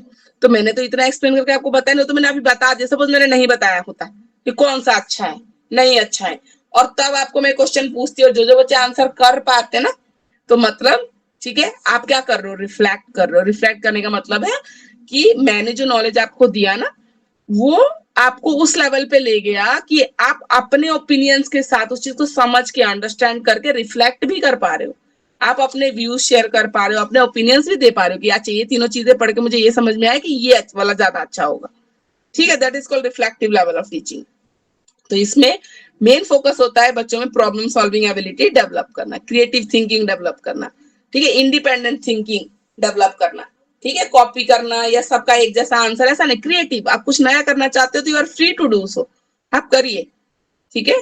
सब्जेक्ट मैटर मोस्टली अनस्ट्रक्चर्ड होता है, अनस्ट्रक्चर्ड होता है, ओपन एंडेड होता है। प्रॉब्लम सॉल्विंग, प्रॉब्लम की फॉर्म में ही हम टॉपिक्स को प्रेजेंट करते हैं ज्यादातर, ठीक है, क्योंकि प्रॉब्लम सॉल्विंग एबिलिटी डेवलप करना होता है। टीचर इसमें कोई डोमिनेंट या अथॉरिटेटिव रोल प्ले नहीं करता, ये चाइल्ड सेंटर्ड मेथड होता है, ठीक है। लर्नर प्राइमरी प्लेस पे होता है। मेथड्स और टेक्निक्स हैं वो लर्नर सेंटर्ड होते हैं, सब्जेक्ट सेंटर्ड नहीं होते, ठीक है। उसके बाद टीचर या सब्जेक्ट सेंटर्ड होगा, पर पहले लर्नर सेंटर्ड ही होता है। तो इसको बोलते हैं रिफ्लेक्टिव लेवल ऑफ टीचिंग, ठीक है, इसको बोलते हैं रिफ्लेक्टिव लेवल ऑफ टीचिंग। तो बेस्ट जो लेवल ऑफ टीचिंग होती है वो रिफ्लेक्टिव लेवल ऑफ टीचिंग होती है, मैम ठीक है। हाँ जी बोलिए। मैम हिंदी की बुक में ना ये रिफ्लेक्टिव लेवल है नहीं, उसमें थिंकिंग करके दे रखा है, तो वही होगी क्या? प्रॉब्लम सॉल्विंग करके कुछ है क्या, प्रॉब्लम सॉल्विंग करके?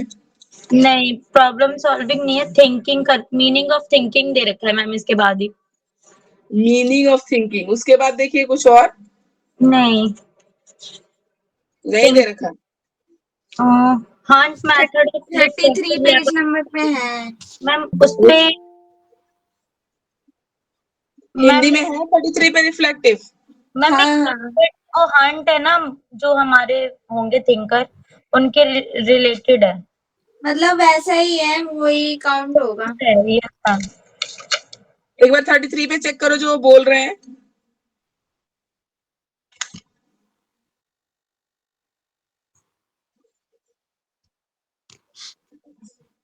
33 पे मिला, देखना एक बार हिंदी वाले बच्चों। Yes ma'am. मिल गया? Yes ma'am. ठीक है, अभी हम करेंगे, देखिए थ्योरीज ऑफ टीचिंग करेंगे, पूरा आर आई थिंक इसी में लग जाएगा, 5 से 6 बज जाएंगे इसी में, क्योंकि बहुत बड़ी थ्योरी है, बहुत सारे छोटी छोटी थ्योरीज का कॉम्बिनेशन है। ठीक है, थ्योरीज ऑफ टीचिंग, तो पहले हिंदी वाले बच्चे आराम से ढूंढ लीजिए। फॉर्मल थ्योरी, डेस्क्रिप्टिव, नॉर्मेटिव, ये थ्योरीज है कहाँ, पहले आप उसको करिए, फाइंड आउट करिए। हाँ 35 जी, पेज पे है थ्योरीज ऑफ टीचिंग। हाँ जी, तो थ्योरीज ऑफ टीचिंग हमें पढ़ना है, वेरी वेरी वेरी इंपॉर्टेंट, ये बहुत इंपॉर्टेंट टॉपिक है फॉर लॉन्ग क्वेश्चन। ठीक है, थ्योरीज ऑफ टीचिंग पढ़ेंगे फॉर लॉन्ग क्वेश्चन। इसमें बहुत सारी हैं, इसमें 3 है पार्ट्स, फिर और इसके सब पार्ट्स भी हो जाते हैं, तो बहुत सारा हो जाता है।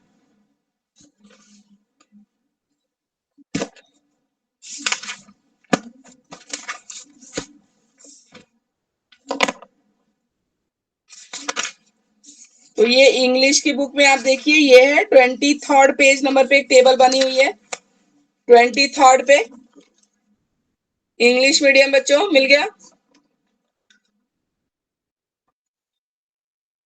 23rd, okay. ठीक है, अभी हम टाइप्स ऑफ टीचिंग थ्योरीज करेंगे, different types of teaching theories होती हैं, फॉर्मल है, डेस्क्रिप्टिव है, नॉर्मेटिव है, फिर उसके अंडर भी और बहुत सारी होती है। ठीक है, फिर इसमें आपको साइकोलॉजिस्ट के नेम भी याद होने चाहिए, किसने कौन सी थ्योरी दी है, बहुत सारी है, और long question wise very very important. ठीक है, so we will start, just let me drink water.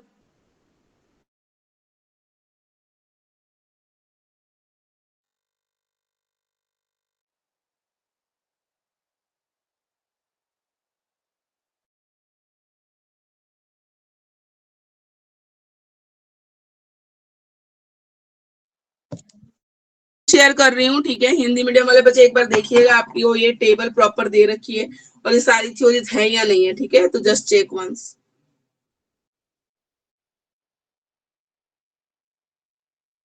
ये देखिए हिंदी मीडियम वाले बच्चों, ऐसे टेबल दे रखा है आपको।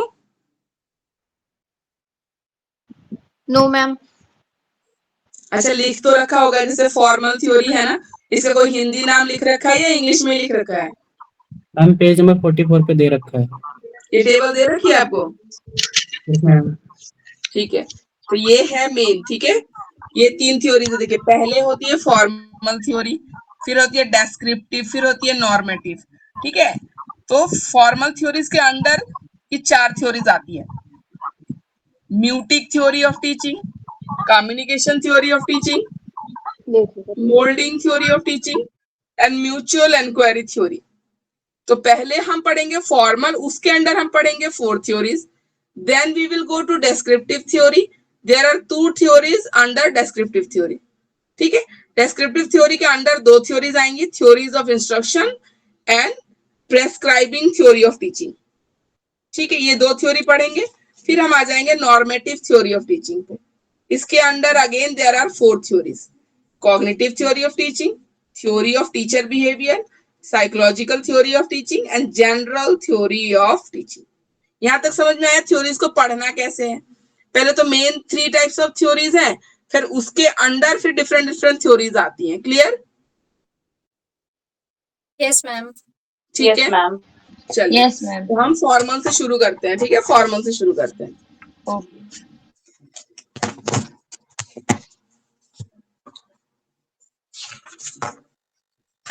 ये रहा आपका सबसे पहले म्यूटिक थ्योरी ऑफ टीचिंग। ठीक है, म्यूटिक थ्योरी ऑफ टीचिंग। ठीक है,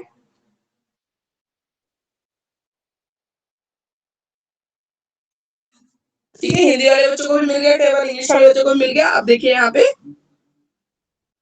म्यूटिक थ्योरी ऑफ टीचिंग, इसमें क्या होता है? ठीक है, नॉलेज को हम चेक करते हैं क्वेश्चनिंग टेक्निक से। ठीक है, नॉलेज को हम चेक करते हैं क्वेश्चनिंग टेक्निक से। मान लो मैंने पढ़ाया, ठीक है, अब आपको ये चीज समझ में आई या नहीं आई, इसको मैं कैसे चेक करती हूँ? क्वेश्चन करके, ठीक है, क्वेश्चन करके। टीचर क्या करता है? नॉलेज को बच्चे के कॉन्शियस लेवल पे लाता है। मान लो जब मैं पढ़ा रही हूँ ना, तुम सुन रहे हो, ठीक है, कॉन्शियसली हो सकता है कभी तुम्हारा ध्यान भटक गया हो, तुमने ध्यान से ना सुना हो, पर जैसे मैं आपको इससे रिलेटेड क्वेश्चन पूछूंगी ना, आप सोचोगे, है ना, कि मैम ने ये पूछा था या ये पढ़ाया था, समझाया था, तो आपके वो कॉन्शियस में आ जाएगी वो चीज, ठीक है, कॉन्शियस में आ जाएगी। तो कॉन्शियस लेवल पे ले आते हैं उस टॉपिक को, कॉन्सेप्ट को, जो भी पढ़ाया होता है। और इस थ्योरी का जो मेन फोकस होता है सेल्फ रियलाइजेशन। सेल्फ रियलाइजेशन की जो पढ़ाया गया है ना, बच्चा उसको रियलाइज करे, समझे, ठीक है। और एक इसका मेथड है सोक्रेटिस। सोक्रेटिस हिंदी में आप लोगों ने पढ़ा होगा, सुकरात कहते हैं ना, सुकरात के बारे में पढ़ा होगा। सोक्रेटिस हिंदी मीडियम वाले बच्चों ने हिंदी में पढ़ा होगा, या कभी इंग्लिश मीडियम वालों ने भी हिंदी एज अ लिटरेचर जब पढ़ा होगा, सुकरात, सोक्रेटिस, ठीक है, तो उनका है। प्लेटो की बहुत सारी थ्योरीज आती थी, तो प्लेटो सोक्रेटिस के ही प्यूपिल थे, मतलब ठीक है, उनके शिष्य थे, ठीक है। और इस थ्योरी में हेरिडिटी है, वो इंपॉर्टेंट रोल प्ले करती है म्यूटिक थ्योरी में।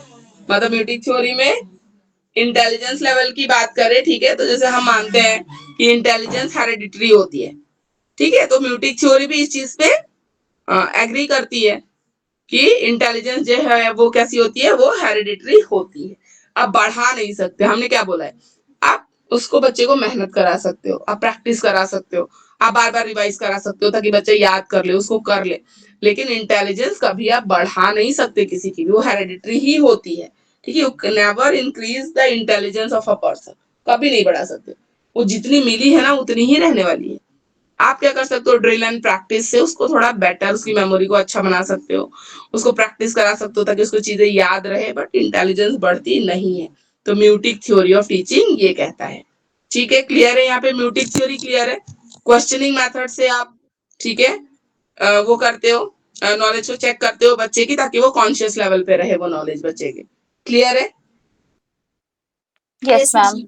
ठीक है, आगे चलते हैं कम्युनिकेशन थ्योरी ऑफ टीचिंग, ठीक है।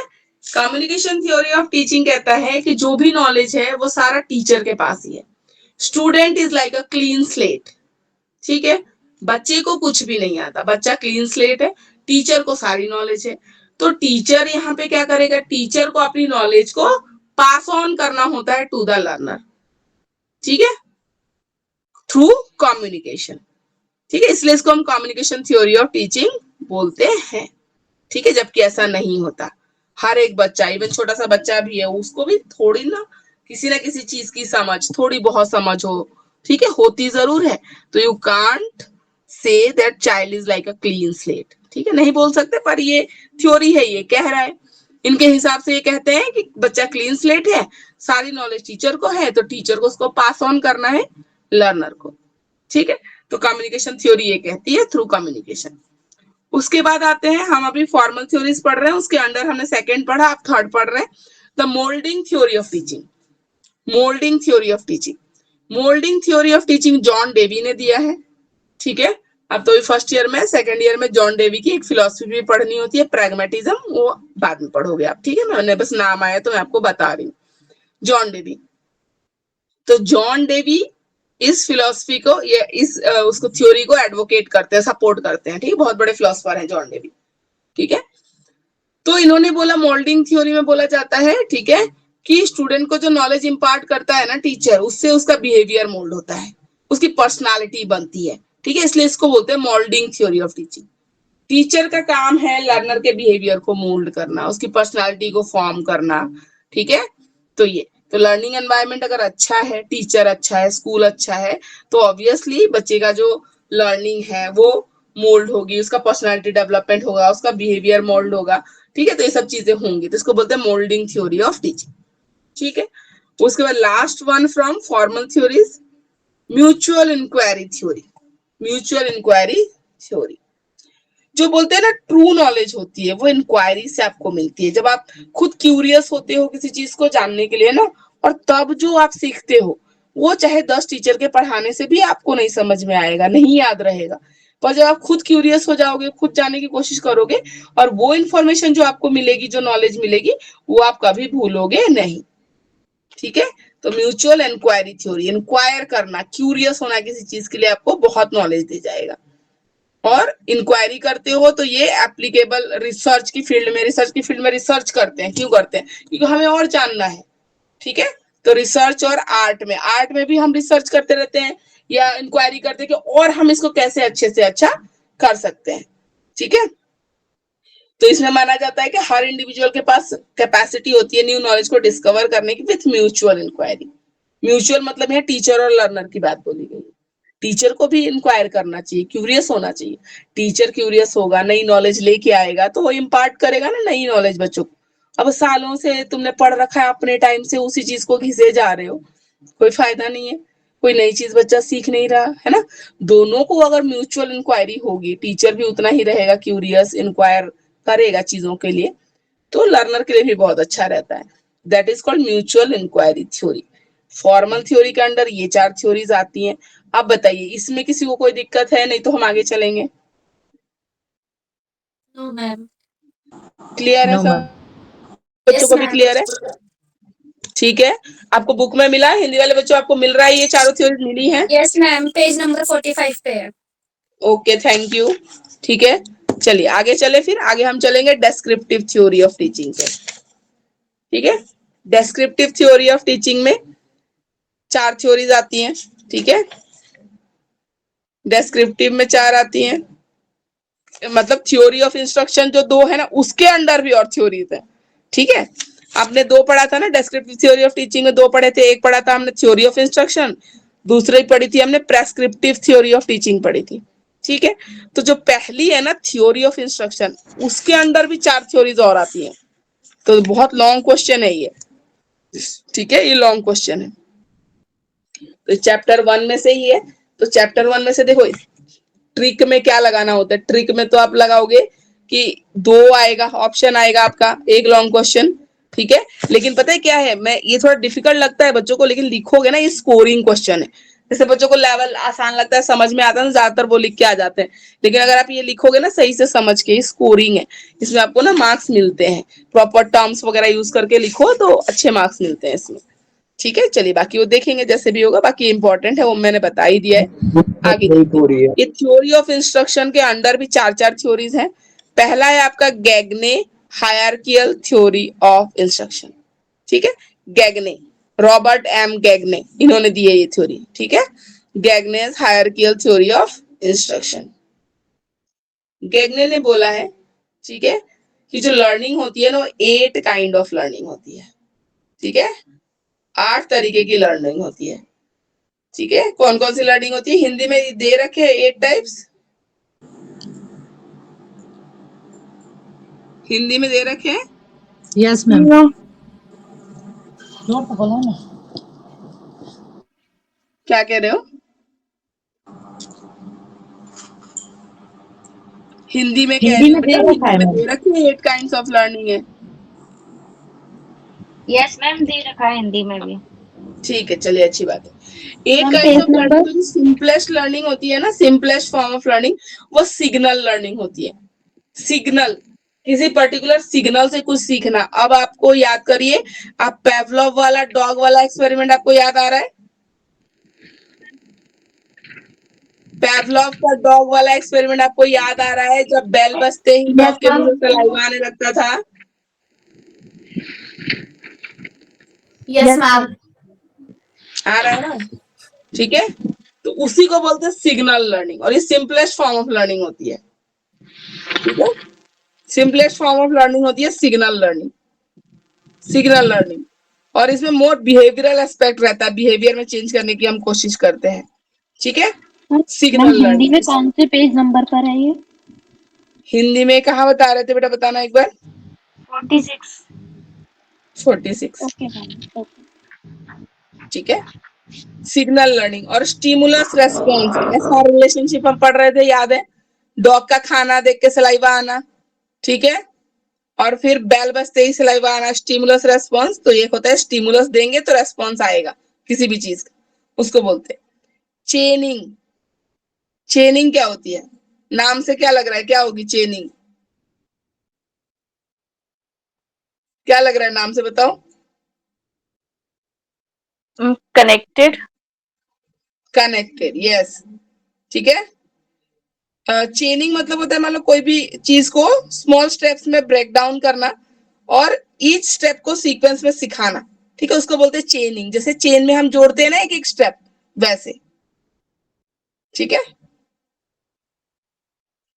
मान लो किसी को, छोटा बच्चा है, मुझे हैंड वॉश करना सिखाना है, तो स्टेप वाइज चलेंगे। पहले नल खोलना सिखाएंगे, हर नल का पैटर्न अलग होता है, मान लो टैप का, ठीक है, उसको कैसे खोलना है, ठीक है, कैसे स्क्वीज करना है हैंड वॉश को, कैसे रब करना है हैंड्स को, फिर कैसे वॉश करना है। छोटा बच्चा है, मतलब बहुत छोटा बच्चा है, समझ रहे हो? तो चेनिंग, चेनिंग। उसके बाद आते हैं वर्बल एसोसिएशन। वर्बल एसोसिएशन क्या लग रहा है आपको, क्या है?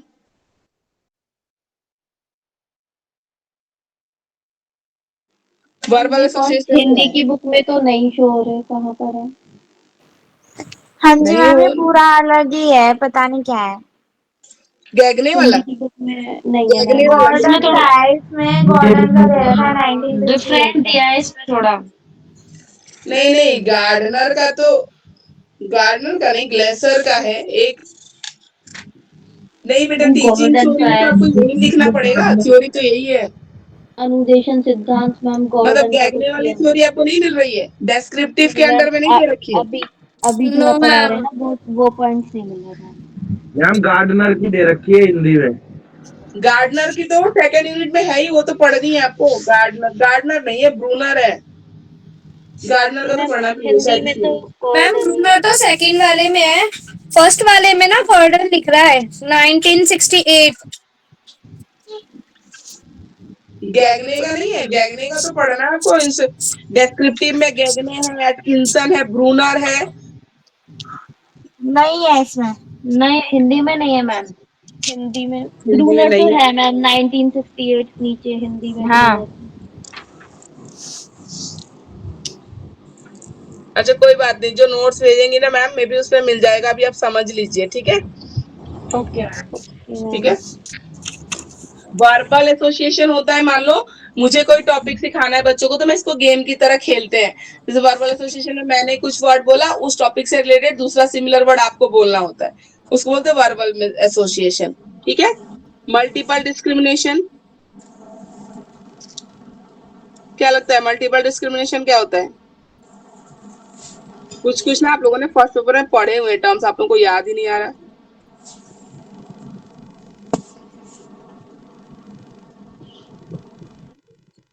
देखो, जब डिफरेंट डिफरेंट स्टिमुलस में आप डिफरेंट डिफरेंट तरीके से बिहेव करते हो ना, उसको बोलते हैं मल्टीपल डिस्क्रिमिनेशन। मतलब डिफरेंट डिफरेंट स्टिमुलस में आप डिस्क्रिमिनेट कर पा रहे हो कि किस एक्शन पे कैसा रिएक्शन देना है, ठीक है, उसको बोलते हैं मल्टीपल डिस्क्रिमिनेशन।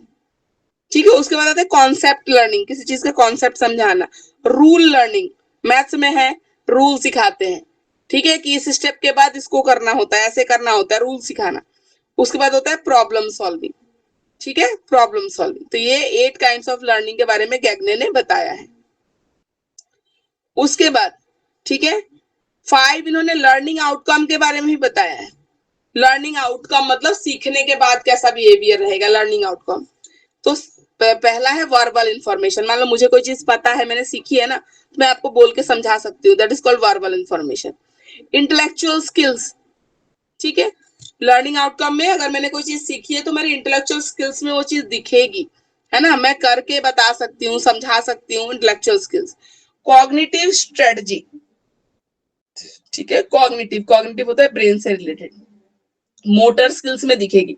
मान लो मुझे किसी ने क्या कुछ भी काम एक सिखाया, मान लो टाइपिंग सिखाई, मान लो सपोज कि मुझे टाइपिंग नहीं आती थी, किसी ने मुझे सिखाया कि वर्ड पे कैसे जाकर टाइप करते हैं, तो मोटर स्किल्स। तो लर्निंग आउटकम में अगर मैं अपने मोटर स्किल्स का यूज करके, हाथों का यूज करके टाइप करके वो काम कर पा रही हूँ, मीन्स मैंने सीख लिया है, लर्निंग आउटकम। एंड एटीट्यूड में चेंज दिखता है। जब आप कोई नई चीज सीखते हो ना, आपके लर्निंग एटीट्यूड में, आपके बिहेवियर में उस चीज का फर्क दिखता है, तो लर्निंग आउटकम्स, ठीक है। उसके बाद गैगने ने, ठीक है, लर्नर, जब टीचिंग लर्निंग प्रोसेस चल रहा होता है ना, तो लर्नर कैसे बिहेव कर रहा होता है, उसके मन में क्या चल रहा होता है। मतलब एक इवेंट चल रहा है तो उस टाइम पे लर्नर का क्या रिस्पॉन्स रह रहा है। तो एंगल, लर्नर के एंगल से इन्होंने कुछ चीजों का एक लर्निंग इवेंट बनाया, ठीक है, कि वहां पे क्या चल रहा है, और कॉरेस्पॉन्डिंग इंस्ट्रक्शनल इवेंट बताया कि बच्चे के मन में या लर्नर के मन में क्या चल रहा है। ठीक है, तो ये एक यहाँ पे दे रखा है, इसको देखिए, स्क्रीन शेयर कर रही हूँ।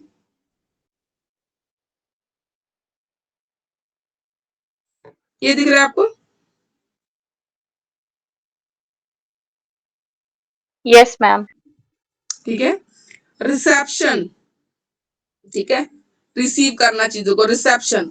तो जब बच्चा रिसेप्शन अगर है, लर्निंग इवेंट क्या है, क्या होना चाहिए, रिसेप्शन होना चाहिए। कब होगा, जब गेनिंग अटेंशन, ठीक है, जब अटेंशन गेन करेंगे बच्चे, ठीक है, अटेंशन वो करेंगे तभी जाकर रिसेप्शन होगा, समझ पाएगा। एक्सपेक्टेंसी, ठीक है, एक्सपेक्टेंसी कैसे पता चलेगी कि आप लर्नर बिहेवियर में बच्चे से क्या एक्सपेक्ट कर रहे हो, उसको क्या आना चाहिए। इसके लिए आपको ऑब्जेक्टिव डिसाइड होना चाहिए कि मैम क्या हिंदी वाले करोगे, उसके लिए ऑब्जेक्टिव डिसाइड होना चाहिए ना, कि क्या एक्सपेक्ट करना है बच्चे को, इसकी डेफिनेशन आनी चाहिए, कि टाइप्स आना चाहिए, क्या आना चाहिए।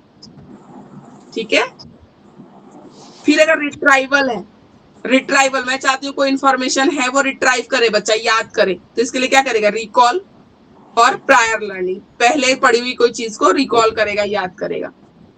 उसके बाद सिलेक्टिव परसेप्शन, सिलेक्टिव परसेप्शन, अलग अलग चीजों को अलग अलग तरीके से परसीव करना। ऐसा नहीं कि चार अलग चीजें एक्शन है और मैं सेम रिएक्शन दूं चारों पे, ऐसा नहीं होना चाहिए। तो इसके लिए स्टिमुलस प्रेजेंट करके देखना पड़ेगा कि बच्चा सिलेक्टिव रेस्पॉन्स दे पा रहा है कि नहीं दे पा रहा है। ठीक है, उसके बाद आता है सिमेंटिक एनकोडिंग। सिमेंटिक एनकोडिंग होती है सेंसरी, जो हमारी इनपुट होती है ना, उसको मीनिंगफुल लॉन्ग टर्म मेमोरी में चेंज करना, इसको बोलते हैं सिमेंटिक एनकोडिंग। सिमेंटिक एनकोडिंग का मतलब होता है जो सेंसेस से हम परसीव करके सीखते हैं ना, उसको लॉन्ग टर्म मेमोरी में चेंज करना, वो याद रहे हमेशा आपके लिए। ठीक है, इसके लिए प्रोवाइडिंग लर्नर लर्निंग गाइडेंस, बच्चों को गाइड करना पड़ेगा आपको। रेस्पॉन्ड करना, इलिसिएटिंग परफॉर्मेंस, ठीक है, रेस्पॉन्ड परफॉर्मेंस में आता है। ठीक है, बच्चा कैसे रेस्पॉन्ड कर रहा है। रीइंफोर्समेंट, प्रोवाइडिंग फीडबैक, रीइंफोर्समेंट में आप फीडबैक प्रोवाइड कर रहे होते हो। रिट्राइवल, रिट्राइवल अगेन, रिट्राइवल के लिए असेसिंग परफॉर्मेंस होता है। जब आप बच्चे से कुछ पूछोगे तो वो रिट्राइव करेगा नॉलेज को, तो पता चलेगा कितना रिट्राइव कर पा रहा है, सब उसको याद आ रहा है नहीं आ रहा है। जनरलाइजेशन, ठीक है, एनहेंसिंग रिटेंशन एंड ट्रांसफर, जब बच्चा जनरलाइज कर पाता है ना चीजों को, तो उस टाइम पे बच्चे की जो रिटेंशन है वो एनहांस होती है और ट्रांसफर होती है। ठीक है, न्यू नॉलेज और प्रीवियस नॉलेज का लिंक हो रहा होता है, तो इसको बोलते हैं जनरलाइजेशन। ठीक है, तो गैगने की बताई हुई चीजें हैं जो फॉलो करनी है। ठीक है, गैगने ने बताया, लर्निंग इवेंट बताया है, कॉरेस्पॉन्डिंग इंस्ट्रक्शनल इवेंट बताया है। तो ये गैगने की थ्योरी थी। ठीक है, गैगनेस हायरार्कियल थ्योरी ऑफ इंस्ट्रक्शन। इसके बाद एक है साइकोलॉजिस्ट है एटकिंसन, एटकिंसन इनकी थ्योरी है। एटकिंसन की थ्योरी दिख रही है हिंदी वाले बच्चों की आपको? बस ये भी वाला ये नहीं है, ये भी नहीं है मैम। नहीं है, ये भी है मैम, हिंदी वाले बुक में भी है। कहाँ है? पेज नंबर, पेज नंबर 36 में है मैम। अच्छा, गैगने था आपकी बुक में हिंदी में? Yes ma'am. और ऐसे दे रखा था इवेंट वगैरह उसमें? यस मैम, दे रखा है। ठीक है, ठीक है, चलो वेरी गुड, अच्छा है, सब मिल जाए ना तो ही अच्छा रहता है। चलिए सेकंड चलते हैं एटकिंसन की थ्योरी पे। एटकिंसन की थ्योरी ना, ज्यादातर इन्होंने कंप्यूटर सीएआई, कंप्यूटर असिस्टेड जो इंस्ट्रक्शन होता है ना, उसके लिए यूजफुल है इनकी थ्योरी है। ठीक है, जनरल हम इंस्ट्रक्शनल साइकोलॉजी में इसको कम यूज करते हैं, पर ज्यादातर मैथमेटिक्स लर्निंग में और कंप्यूटर में, ठीक है, तब ये थ्योरी इनकी ज्यादा है जो यूज होती है। सीएआई, कंप्यूटर असिस्टेड इंस्ट्रक्शन हम जिसको बोलते हैं, उसमें ज्यादा यूज होती है। तो इन्होंने ऑप्टिमल इंस्ट्रक्शनल स्ट्रेटजी बताई है। ठीक है, इंस्ट्रक्शन का ऑप्टिमल स्ट्रेटजी, मैक्सिमम। किसी का मैसेज है, जितेंद्र चौधरी, क्या लक्ष्मी पब्लिकेशन में देख रहे हैं, कुछ बोल रहे हैं? क्या हुआ, लक्ष्मी की बुक है क्या किसी के पास? कौन है? यस मैम, लक्ष्मी पब्लिकेशन वाले में दे रखा है ये वाला। अच्छा, लक्ष्मी, बाकियों के पास फिर तो बालाजी होगी ना? हाँ, बालाजी में नहीं मिल रहा ये। बालाजी में नहीं मिल रही। बालाजी में नहीं मिल रहा है। No ma'am. No ma'am. तो आपके पास, जिसके पास लक्ष्मी की बुक है ना, आप थोड़ा कोऑपरेट करिए, उसकी फोटो क्लिक करके आप ग्रुप में सेंड कर दीजिएगा, ओके मैम। है ना, बाकियों की हेल्प हो जाएगी। B ma'am cooperative. ग्रुप तो है नहीं। अच्छा, कोई बात नहीं, आप ग्रुप है नीतू मैम, मैम को सेंड कर दो या मैम सेंड मैम कर है दो। ग्रुप बट बना हुआ है। ग्रुप है, मिक्स ग्रुप है मैम, उसमें से आई थिंक सबका। नहीं मैम, एमडीयू का ग्रुप अलग है और बाकियों का ग्रुप अलग है, बाकी यूनिवर्सिटी का। नहीं, एमडीयू का भी कहाँ है यार, मैं तो नहीं हूँ एमडीयू वाले में, ऐसा अरे अगर आप मैं लोग शायद आप लोग ऑफलाइन में आए हो ना, तो ऑनलाइन बच्चों का ग्रुप है, उसको हमने लिंक भी प्रोवाइड कर रखा था चैट्स पे, तो मैं भी दोबारा प्रोवाइड कर देती हूँ लिंक एमडीयू के लिए, तो आप उसके थ्रू ज्वाइन कर लो ग्रुप में। अच्छा लुसेन, कोई दिक्कत नहीं, एक बात, कोई दिक्कत नहीं, इंस्टीट्यूट में भी लक्ष्मी की हिंदी मीडियम की बुक होगी, मैं कल आऊंगी ना, कोई बात नहीं, मैं नीतू मैम को बोल दूंगी, मैं खुद क्लिक करके ना मैं ग्रुप में सेंड कर दूंगी, ठीक है, ओके मैम। ओके मैं मैम। कर दूंगी, कोई दिक्कत नहीं, कोई बात नहीं, ठीक है। चलिए, तो एक्सटेंशन का जो है ना वो होता है, ठीक है, वो कंप्यूटर असिस्टेड इंस्ट्रक्शन के लिए ज्यादातर यूज किया जाता है, ठीक है। तो इसमें बोला है जो लर्निंग का जो मॉडल होता है ना, उसको इन्वॉल्व करना चाहिए पढ़ाने के टाइम पे, ठीक है। स्पेसिफिक इंस्ट्रक्शनल एक्शंस होने चाहिए पढ़ाने के लिए, ठीक है। जनरल तो जो होते हैं वो होते ही है, पर specific subject related, topic related specific instructions का यूज किया जाना चाहिए, ठीक है। इंस्ट्रक्शनल ऑब्जेक्टिव होते हैं, वो स्पेसिफिकली आप लिखिए, लेसन प्लान में स्पेसिफिकली लिखे जाने चाहिए कि उस टॉपिक को पढ़ने से बच्चे को कितना समझ में आएगा और क्या समझ में आएगा, ठीक है। और ईच इंस्ट्रक्शनल ऑब्जेक्टिव को आप लर्निंग बिहेवियर में, ठीक है, मेजर करके लिखिए। जैसे student will be able to define, मतलब फोटोसिंथेसिस पढ़ा रहे हैं, तो बिहेवियरल टर्म में स्पेसिफिक ऑब्जेक्टिव लिखने का मतलब क्या, हम लिखेंगे student will be able to define photosynthesis, student will be able to write the equation of equation for reaction of photosynthesis, student will be able to explain photosynthesis। तो जो भी आप चाहते हो ना वो पूरा क्लियर टर्म में लिखा हुआ होना चाहिए, ठीक है। तो ये थी एटकिंसन की थ्योरी। एटकिंसन ने बोला कि ये सब चीजें हमें करनी चाहिए ऑप्टिमाइज करने के लिए लर्निंग को। उसके बाद आते हैं ब्रूनर्स कॉग्निटिव डेवलपमेंट थ्योरी, ठीक है। ब्रूनर ने, ठीक है, cognitive development theory, cognitive development theory में, ठीक है, हम उसकी बात करते हैं, जैसे rules of achieving knowledge of skills, skills की नॉलेज आपको कैसे मिलेगी, ठीक है, और कैसी टेक्निक होनी चाहिए इवैल्यूएशन के लिए, तो इसके बारे में बात की है कॉग्निटिव डेवलपमेंट थ्योरी में। तो ब्रूनर ने, ये थ्योरी किसकी है, ब्रूनर की है, ठीक है, ब्रूनर की थ्योरी है। तो ब्रूनर ने 4 फीचर बताए इस थ्योरी के, मेन जो फीचर्स हैं उसको हम देखते हैं। Predisposition to learn, predisposition to learn, predisposition to learn होता है जब भी आप कुछ पढ़ाना शुरू करते हो ना, मैंने अभी थोड़ी देर पहले भी आपको बताया, तो आप इतना इंटरेस्टिंग बना के प्रेजेंट करो चीजों को, ताकि बच्चा पढ़ने के लिए खुद ही अवेयर हो जाए, जानने के लिए उसको क्यूरियस हो जाए कि अच्छा मैम ऐसा हुआ था क्या, अच्छा इसके आगे क्या हुआ था, ठीक है ना। तो वैसे लिंक करो, प्री डिस्पोजिशन मतलब सीखने के पहले ही आपने बच्चों का मूड शिफ्ट कर दिया उस तरफ, बच्चा जानने के लिए खुद ही क्यूरियस है। सेकेंड होता है स्ट्रक्चर ऑफ नॉलेज, ठीक है, आप जो भी कंटेंट प्रेजेंट करने जा रहे हो वो इतना वेल स्ट्रक्चर्ड होना चाहिए ताकि बच्चे लिए इजीली ग्रैब कर सके, ठीक है, इजीली बच्चे को समझ में आ जाए, ये होना चाहिए। उसमें सीक्वेंस ऑफ इंस्ट्रक्शन, ठीक है, सीक्वेंस ऑफ इंस्ट्रक्शन, कब कैसे कौन सा टॉपिक लेके चलना है, सीक्वेंस क्या होना चाहिए। जैसे मैंने बोला कि चार्ट अगर आप पहले ही आके टांग देते हो, बच्चा क्या पूरी क्लास डिस्ट्रैक्ट होती रहेगी सारे टाइम, और मान लो आपको एंड में वो चार्ट का कंटेंट समझाना है, तो सीक्वेंस पता होना चाहिए आपको, ठीक है। फिर रीइंफोर्समेंट जो मोटिवेट करते हैं, मगर पॉजिटिव रीइंफोर्समेंट भी होता है, नेगेटिव भी होता है,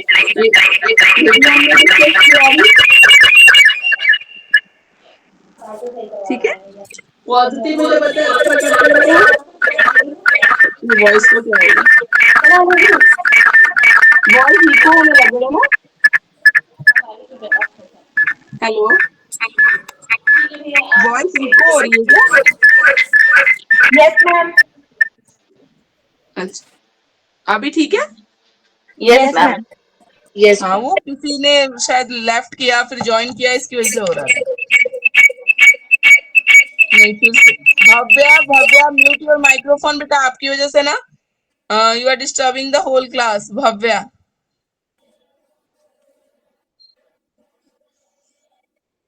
ठीक है।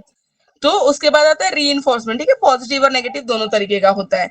तो कॉग्निटिव डेवलपमेंट के लिए हमें ये चारों चीजें इंपॉर्टेंट होती है। एक तो प्रीडिस्पोजिशन टू लर्न होता है, एक स्ट्रक्चर ऑफ नॉलेज होता है, एक सीक्वेंस होता है और लास्ट में रीइंफोर्समेंट होता है। ठीक है, तो ये है सारा आपका, इसके अंदर आता है, डेस्क्रिप्टिव थ्योरी के अंदर आता है। ठीक है, उसके बाद last one is prescriptive theory of teaching. ठीक है, प्रेस्क्रिप्टिव थ्योरी ऑफ टीचिंग। अच्छा, प्रेस्क्रिप्शन प्रेस्क्रिप्टिव कुछ समझ में आ रहा है? थोड़ा देखो लिंक कर करके पढ़ोगे ना तो ऐसा नहीं लगेगा कि कुछ अलग पढ़ रहा है, रटना पड़ रहा है ना। थोड़ा समझ समझ के पढ़ो ताकि जब पढ़ने बैठो तो ऐसा ना लगे कि पता ना क्या ही पढ़ रहे हैं। ठीक है, थोड़ा सा लिंक करके थोड़ा समझ के चलेंगे। प्रेस्क्रिप्शन प्रेस्क्रिप्टिव वर्ड से क्या समझ में आ रहा है? डॉक्टर देता है ना प्रेस्क्रिप्शन आपकी प्रॉब्लम को सुनने के बाद, है ना? उपचारात्मक मैम। यस मैम, बिल्कुल प्रेस्क्रिप्शन, हाँ बिल्कुल उपचारात्मक, जो उपचार करता है डॉक्टर, है ना, आपकी प्रॉब्लम सुनता है फिर आपके दवाइयां लिखता है, प्रेस्क्रिप्शन लिखता है, that is called prescriptive. 1 second, just a second.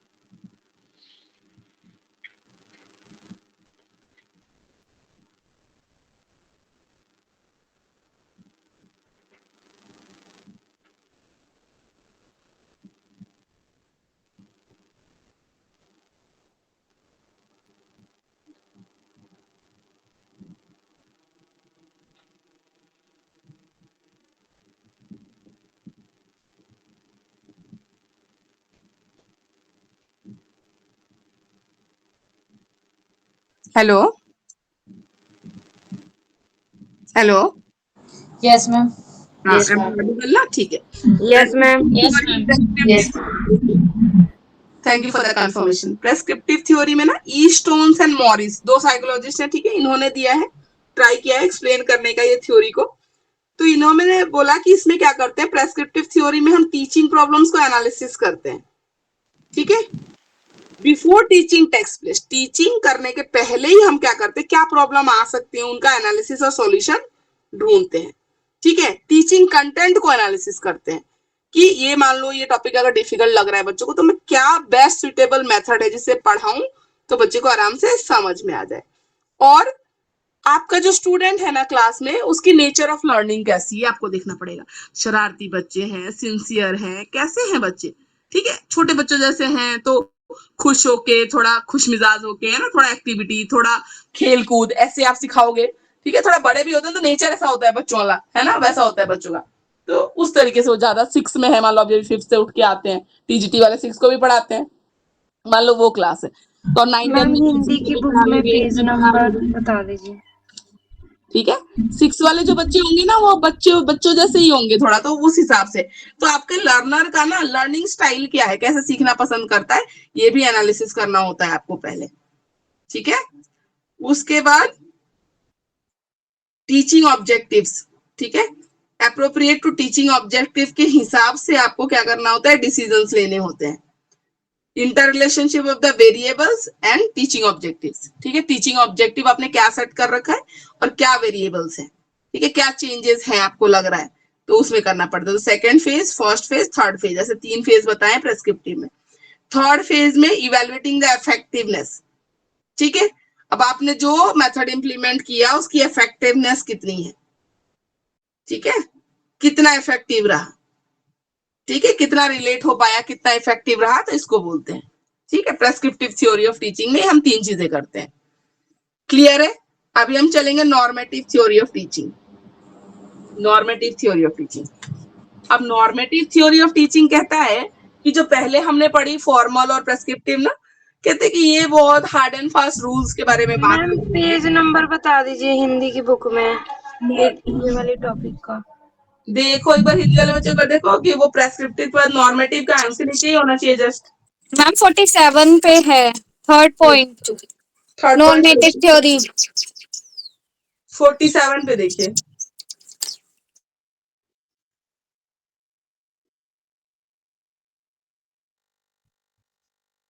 मिल गया आपको? मैम यही है ना, सरकार के कार्यों का मूल्यांकन। सरकार के कार्य नहीं नहीं, थ्योरी पढ़ रहे हैं हम टीचिंग की। नॉर्मेटिव थ्योरी ऑफ टीचिंग देखिए, बालाजी की बुक में हम बात कर रहे हैं। पेपर सेकंड के है ना मैम बुक का। मैम शिक्षण के नहीं नहीं, निर्देशात्मक थर्ड सिद्धांत। पेपर पढ़ रहे हैं हम लोग। संज्ञानात्मक सिद्धांत।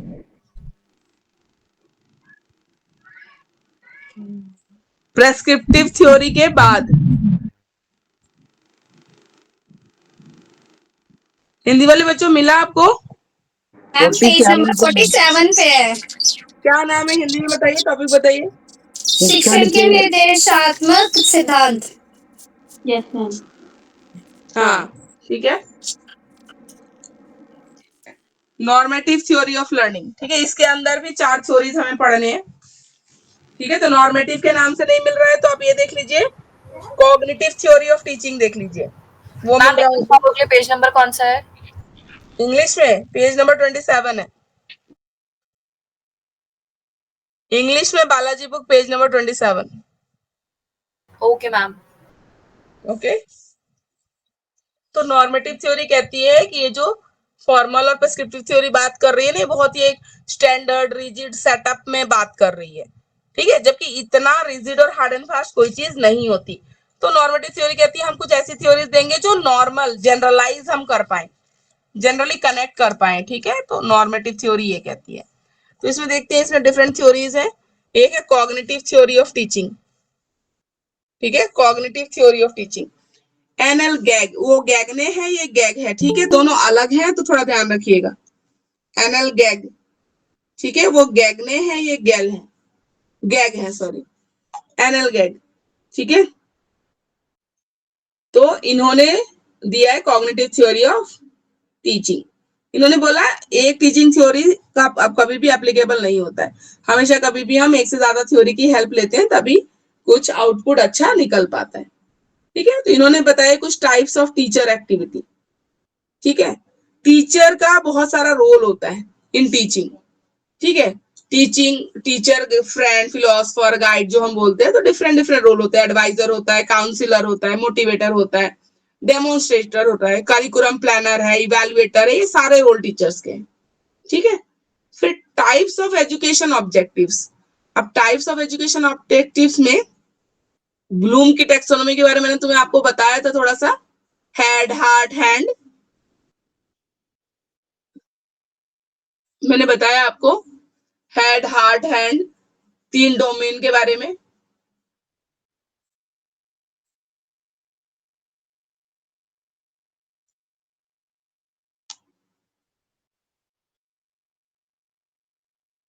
Hello hello, yes ma'am. मैंने बोला, मैंने आपको ब्लूम टेक्सोनोमी थोड़ी सी बताई हुई है पहले से।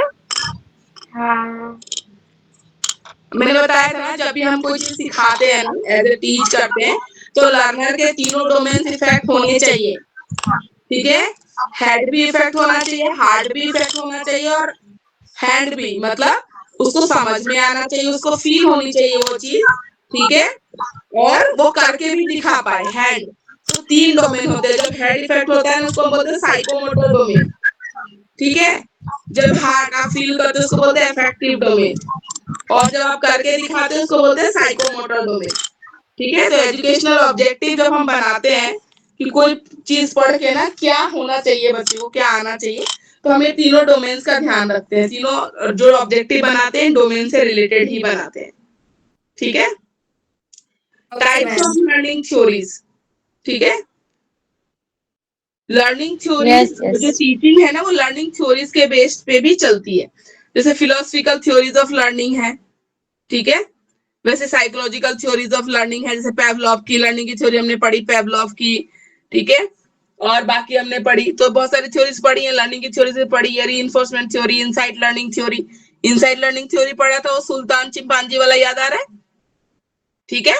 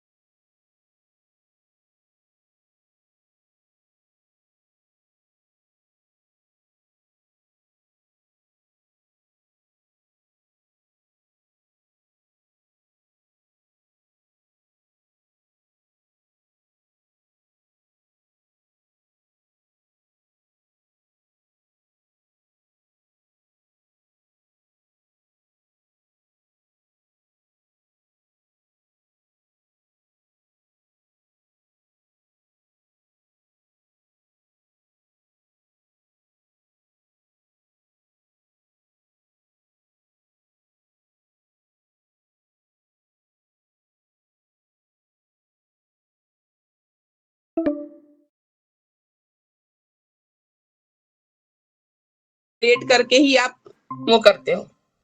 उसके बाद psychological theory of teaching. Psychological theory of teaching में, ठीक है, डिफरेंट एक्टिविटी जो परफॉर्म करते हो टीचर परफॉर्म करता है, वो स्ट्रेटजी एनालाइज करने के लिए करता है, ठीक है। अपने टास्क अपने एक्सपीरियंस से डिसाइड करता है, मेथड डिसाइड करता है, अपने इनसाइट से, अपने समझ से करता है, ठीक है। तो इसको बोलते हैं psychological theory of teaching. Teacher एक मान लो पढ़ा रहा है सालों से, या नया भी है, तो कुछ सीख के आया है, कुछ उसकी अपनी नॉलेज है, कुछ इनसाइट है, तो इन सब से मिलके डिसाइड करता है।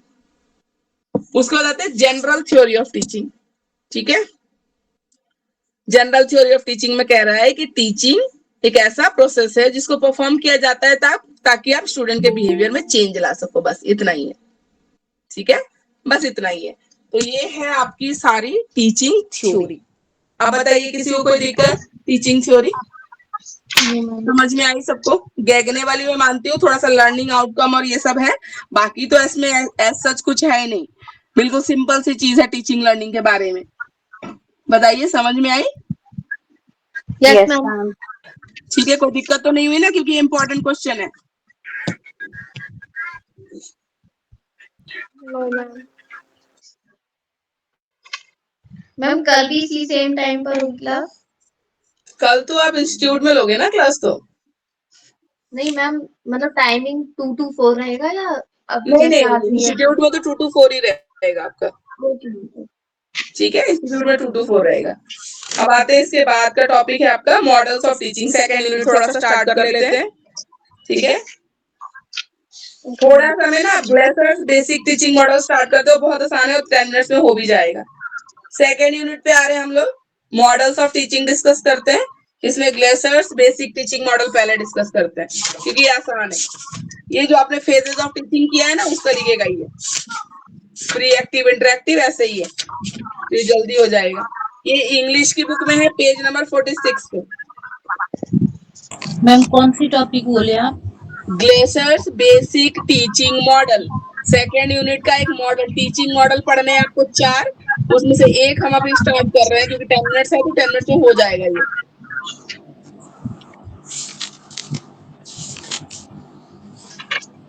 मैम हिंदी में पेज नंबर? हिंदी में एक बार देखिए, अब मैं आपको टाइम दे रही हूँ, हिंदी में एक बार आराम से ढूंढ लीजिए। कौन सा? Glaser's basic teaching model,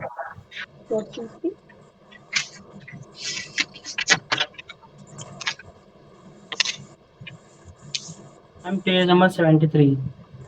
Hindi में? Yes ma'am. Thank you Saurabh for the confirmation, ठीक है। यस मैम मिल गया। मिल गया। इंग्लिश में है पेज नंबर 46, देखिए।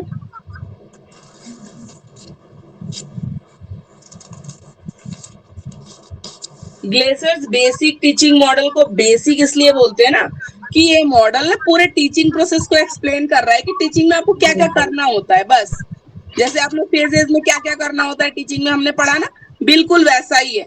ठीक है, इसलिए ये आसान है, इसलिए मैं बोली थी जल्दी हो जाएगा, 10 मिनट्स में हो जाएगा। तो स्टेप्स ऑफ टीचिंग क्या क्या होते हैं, ग्लेसर का टीचिंग मॉडल यही एक्सप्लेन कर रहा है कि उसमें टीचिंग में आपको कौन कौन से स्टेप करने होते हैं।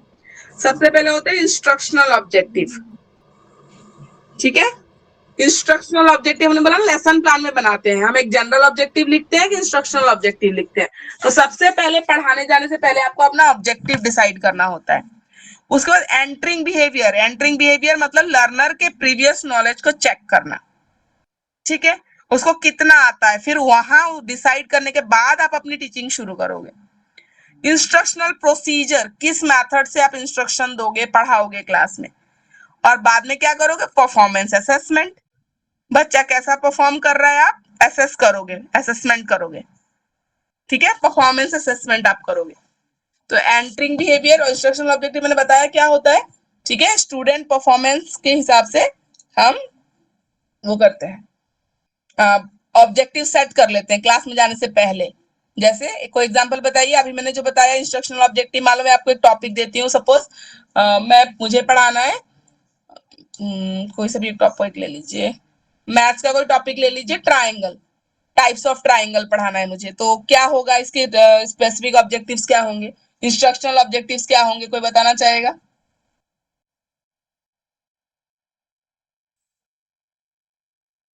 कोई भी एक जरूर ट्राई करना चाहे, जैसे मैंने फोटोसिंथेसिस का बताया था, ऐसे कोई बताना चाहता हो टाइप्स ऑफ ट्राइंगल का, बताइए। या कोई और टॉपिक ले लेते हैं, जैसे पॉल्यूशन ले लेते हैं, चलिए पॉल्यूशन पे बताइए। मैम जैसे टाइप्स ऑफ पॉल्यूशंस होते हैं, वाटर, एयर, साउंड। हाँ, लेकिन ये आपको लर्नर के पर्सपेक्टिव में ना आपको अपना उद्देश्य लिखना है, ऑब्जेक्टिव लिखना है। जैसे student will be able to define pollution, मैं क्लास में जा रही हूँ तो मैं कुछ अपने एक्सपेक्टेशन सेट करके जाऊंगी, ऑब्जेक्टिव सेट करके, कि मेरी क्लास के बाद में बच्चों को पॉल्यूशन कोई पूछे कि व्हाट इज पॉल्यूशन, तो they should able to define that. ठीक है, student will be able to explain types of pollution, student will be able to give solution to particular pollutions, different pollution के solution भी उनको पता होना चाहिए, कैसे कम कर सकते हैं। ठीक है, तो ये होते हैं, समझ में आ रहा है आपको, ये इंस्ट्रक्शनल ऑब्जेक्टिव होता क्या है। क्लास में जाने से पहले, जैसे मैंने आपको जितनी भी चीजें आज पढ़ाई ना, मान लो मेरे 4 बजे के पहले अगर मैं अपनी ऑब्जेक्टिव लिखती डायरी में, तो मैं क्या लिखती, student will be able to define teaching. ठीक है, student will be able to explain phases of teaching. ठीक है, ऐसे मैं लिखती, student will be able to differentiate between teaching and instruction, student will be able to differentiate between teaching and training. आ रहा है आपको समझ में। Ma'am excuse me, yes Ayesha. Ma'am ये नहीं समझ आ रहा। इंस्ट्रक्शनल ऑब्जेक्टिव देखिए, जो भी टॉपिक आप क्लास में पढ़ाने जाते हो ना, सिंपली, जी ठीक है, तो आप चाहोगे ना कि क्लास के बाद, मान लो मैंने पढ़ाया, मैं आधा घंटा बोल रही हूँ क्लास में, 40 मिनट मेहनत कर रही हूँ, फिर मान लो 10 मिनट जब रहेगा लास्ट में क्लास ओवर होने के लिए, आप चाहोगे ना कि एक बार बच्चों से पूछ के देखो कि जो आपने पढ़ाया इतनी मेहनत से, वो बच्चे को आ रहा है कि नहीं आ रहा है। यस ठीक है, मैम। तो आपने डेफिनेशन बताई होगी, आपने टाइप्स बताया होगा, आपने कोई डायग्राम बनाया होगा, कुछ तो बनाया होगा, 40 मिनट की क्लास में कुछ पढ़ाया होगा। ठीक है, तो हम क्या करते हैं ना, हम क्लास में जाने के पहले जो लेसन प्लान बनाते हैं, उसमें हम इंस्ट्रक्शनल ऑब्जेक्टिव लिखते हैं कि मेरी क्लास के बाद बच्चे को इतनी चीजें आनी चाहिए।